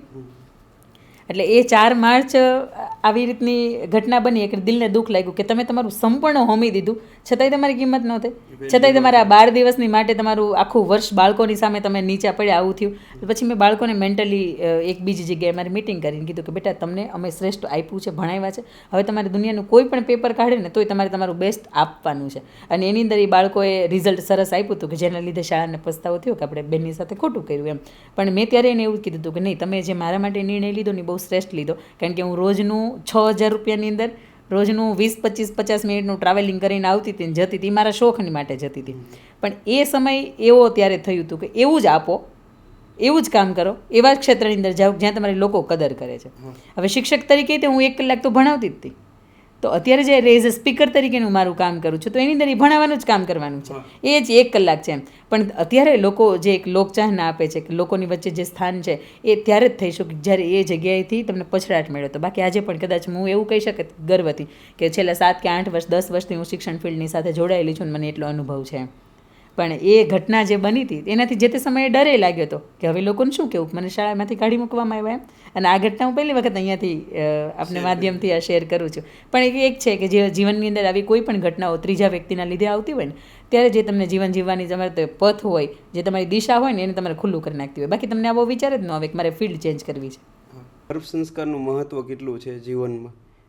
ચોક્કસ આના માટે તો ઋષિમુનિઓએ તે એગ્રી થયા છે. અને ગર્ભ સંસ્કારની અંદર હું એવું નથી માનતી કે તમારે કોઈ સેન્ટર કે કોઈ ક્લાસ ઉપર જ જવું પડે, પણ જ્યારે બાળક ગર્ભની અંદર હોય છે ત્યારે તમે સંવાદ છે એ એની સાથે કરો છો તો એની ચોક્કસપણે અસર થાય છે. કોરોનાનો સમય હતો, મારી દીકરીઓને મારી પાસે ત્યારે મારા જે શરીરનો બાંધો થયો હતો 101 કિલો વજન થયો હતો તો ત્યારે મારી પાસે 2 જ ડ્રેસ હતા, એક પિંક કલરનો હતો ને એક બ્લુ કલરનો હતો. એટલે જ્યારે હું પિંક કલરનો ડ્રેસ પહેરું છું ત્યારે હું અંદરથી જ મારા બાળકોના ગર્ભ ઉપર હાથ રાખીને એવું કહું છું કે બેટા આજે આપણે પિંક કલરનો ડ્રેસ પહેર્યો છે, આવતીકાલે ફરીથી બ્લુ કલરનો. એટલે આ રૂટીન છેલ્લું 6-1 મહિના સુધી તો અમારું રૂટીન ચાલ્યું જ હતું. પછી એનો જન્મ થાય, પછી મોટા થયા, પછી ધીરે ધીરે કરતાં બોલતા શીખ્યા. એને કલરની નથી ખબર, એ 9 મહિનાના થયા. પછી એ ડ્રેસ જે મેં ત્યારે પહેર્યો તો એ ડ્રેસ મેં પહેર્યો ને પછી મેં એમ જ પૂછ્યું એને કે બેટા આજે આજ કયો કલરનો ડ્રેસ છે? તો મને મારી મોટી દીકરી અનાયા એવો જવાબ આપે છે કે મમ્મા પિંક કલર છે. ઓકે. એટલે આ બહુ મારા માટે ઝટકા જેવું સાબિત થયું હતું કે બેટા આ ડ્રેસને તમે જોયો જ નથી, તમને કલરની નથી ખબર, મેં સાહેબ તમારી સાથે ક્યારેય કલરની વાતચીત નથી કરી. તો એ કે મને યાદ છે એ કે. એટલે આ ઇનડાયરેક્ટ એનો અનકોન્શિયસ માઇન્ડની અંદર તે આને પિંક કલર કહેવાય આ વસ્તુ એને ક્યાંક અનુભવી છે. એટલે જે તે સમયે જ્યારે હું મારા બાળકો ગર્ભની અંદર હતા ત્યારે હું એવું કહેતી કે બેટા તમે સમાજની વચ્ચે ઊભા રહી શકો એવું તમારે સામાજિક બૌદ્ધિકતા તમારામાં આવે, તમે ઇન્ટેલેક્ચ્યુઅલ તમારો જે પાવર છે એ તમારો શ્રેષ્ઠ થાય, તમારો દેખાવ આવો આવે. અને મેં એ બંને મને ખબર હતી કે મારા ઘરની અંદર દીકરીઓનો ઉછેર થઈ રહ્યો છે. અને એ જ્યારે મને ડૉક્ટરે એનો જન્મ થયો ત્યારે કીધું. એટલે ગર્ભ સંવાદની અંદર આ ગર્ભ સંસ્કારની અંદર હું પૂરેપૂરું મારું બિલીવ કરું છું કે એ સમયમાં તમે કોઈ વ્યસનમાંથી પસાર થાવ છો તો એની અસર એ તમારા બાળક ઉપર થાય છે. અને પહેલાં આપણે જોયું હતું કે જ્યારે માતા ગર્ભવતી હોય ને તો ત્યારે એ માતાને કોઈ આશ્રમની અંદર ઉછેરવામાં આવે, આશ્રમની અંદર રાખવામાં આવે એટલા માટે કે એ રાજસી ખોરાકમાંથી થોડાક મુક્ત થાય, તામસી ખોરાકમાંથી મુક્ત થાય અને સાત્વિક ખોરાકની સાથે આવે. આજે આપણે લવ ને કુશને જોઈ શકીએ તો એ માતા સીતા જે તે સમયે ગર્ભાવસ્થાની અંદર એ ઋષિની કુટીરની અંદર હતા. એ કદાચ જો રાજમહેલની અંદર રહ્યા હોત તો એ ગુણ એની અંદર ન આવત. બીજું કે એ કોઈ વ્યક્તિને ઝઘડો કરતા જોવે છે તો એના હોર્મોન્સ છે ને એ પણ બાળકને અંદર અસર થાય છે. એટલે માતા જે વાંચે છે, જે ખાય છે, જે જુએ છે, જેવા વાતાવરણની અંદર રહે છે, જેવા વ્યક્તિઓની સાથે રહે છે અને જેવા વિચારની સાથે રહે છે, આ બધાની અસર છે એ ઇનડાયરેક્ટ રીતે બાળકની ઉપર સીધી થાય છે. અંત તરફ આપણે વાત કરીશું છેલ્લે કે કોમ્પ્રોમાઇઝ જીવનમાં શું છે, કોઈ એમ કહેતા હોય કે મને આ હું કોમ્પ્રોમાઇઝ કરું છું, હું માતા પિતા પાસે કોમ્પ્રોમાઇઝ કરું, હું વ્યવસાયમાં કોમ્પ્રોમાઇઝ કરું, તો હું એવું વિચારું કે કોમ્પ્રોમાઇઝ એટલે કે મારે જે વસ્તુ મેળવવી છે ને મને નથી મળતી ની કોમ્પ્રોમાઇઝ છે, કે મારી લાગણી અથવા મારી અપેક્ષાઓ વધારે છે. આપ શું કહેશો કોમ્પ્રોમાઇઝ વિશે? એક સરસ મજાની વાત છે, કોટ છે કે બધાને બધું મળતું નથી અને મળેલું બધાને ગમતું નથી. કે એક તમારી અપેક્ષા છે કે મને મારી પાસે iPhone 14 Pro Max હોવો જ જોઈએ અને તમારી પાસે Vivo છે તો તકલીફ થવાની. શું જરૂર છે આઈફોન લેવાની ને? એ જ એ અપેક્ષા જ છે એક પ્રકારની. એટલે બધાને બધું મળતું નથી આ એટલા માટે કે જેને જે મળ્યું છે એ એને ગમ્યું નથી. પણ એક દુનિયાનો નિયમ રહ્યો છે કે જ્યારે જેટલું જેવા સમયે મળે ને એનો બસ આનંદ મેળવી લેવાનો. બાકી આ દુનિયાની અંદર ક્યારેય કોઈનો ભરોસો નથી કે આ મને આખી જિંદગી જ મળશે.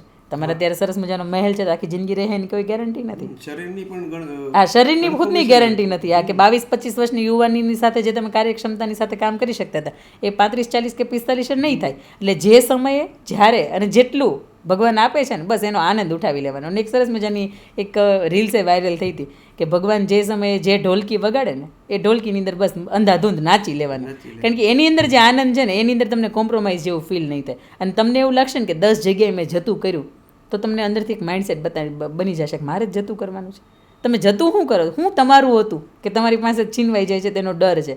આ લઈને હું તમે આવ્યા હતા, લઈને હું લઈ જવાના છે. વધારે વપરાતો હોય કે હંમેશા મારે જ જતું કરવાનું, ભગવાન મારે જ અનુભવ કરવાનો. તમારું શું હતું? કૃષ્ણ પરમાત્મા એવું જ કહે છે ને કે તમારું કાંઈ નથી, તમે લઈને કાંઈ નથી જવાના. જે ક્ષણમાંથી, જે સમયમાંથી, જે વ્યક્તિની વચ્ચેથી, જે વસ્તુની વચ્ચેથી, જે ભૌતિક સગવડતાઓની વચ્ચે જે તમે સમયે પસાર થાવ છો ને એ ક્ષણિક છે. અને ત્યારે એવું વિચારી લો કે મારા ભાગ્યની અંદર જે કોઈ વ્યક્તિ એક્સપાયર થઈ જાય છે તો આપણે કેવું વિચારી લઈએ છીએ કે બસ આપણાને એના ઋણાનુબંધ આટલા સુધીના જ હતા, હવે આપણે સ્વીકારી લઈએ છીએ અને સ્વીકારવા સિવાય કોઈ ફાયદો જ નથી. તો આવી રીતે જે સમયે જે ઘટનાએ જે વસ્તુ આપણને નથી મળી એ સ્વીકારવા સિવાય આનંદ એ બીજો કોઈ ફાયદો જ નથી. એ સ્વીકારવામાં જે મજા છે એવી મજા આગળ નથી ક્યાંય.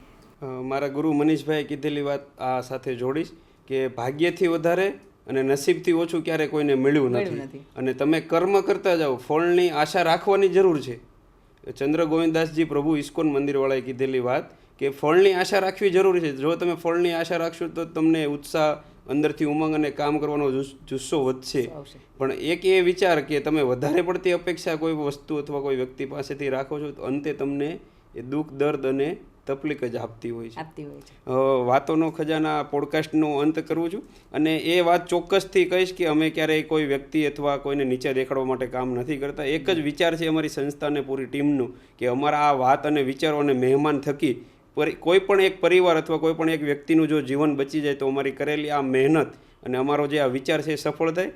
અંતે હું માફી સાથે આ પોડકાસ્ટ હું પૂરો કરીશ કે ક્યારેય કોઈ અમારા શબ્દ અથવા લાગણી કોઈની દુભાય તો અમને માફ કરજો. અમારા વિચાર એક છે કે પરિવારનો દીકરો આગળ વધે, સમાજ આગળ વધે, કોઈ પણ ધર્મ હોય, કોઈ પણ વ્યક્તિ હોય કે કોઈ પણ સિટી હોય જે અલગ વિચારથી આગળ આવે. આપનો ખૂબ ખૂબ આભાર કે આપનો કિંમતી સમય અમને આપ્યો અને નવા વિચાર આપ્યા. જોડાયેલા હો અમારી સાથે.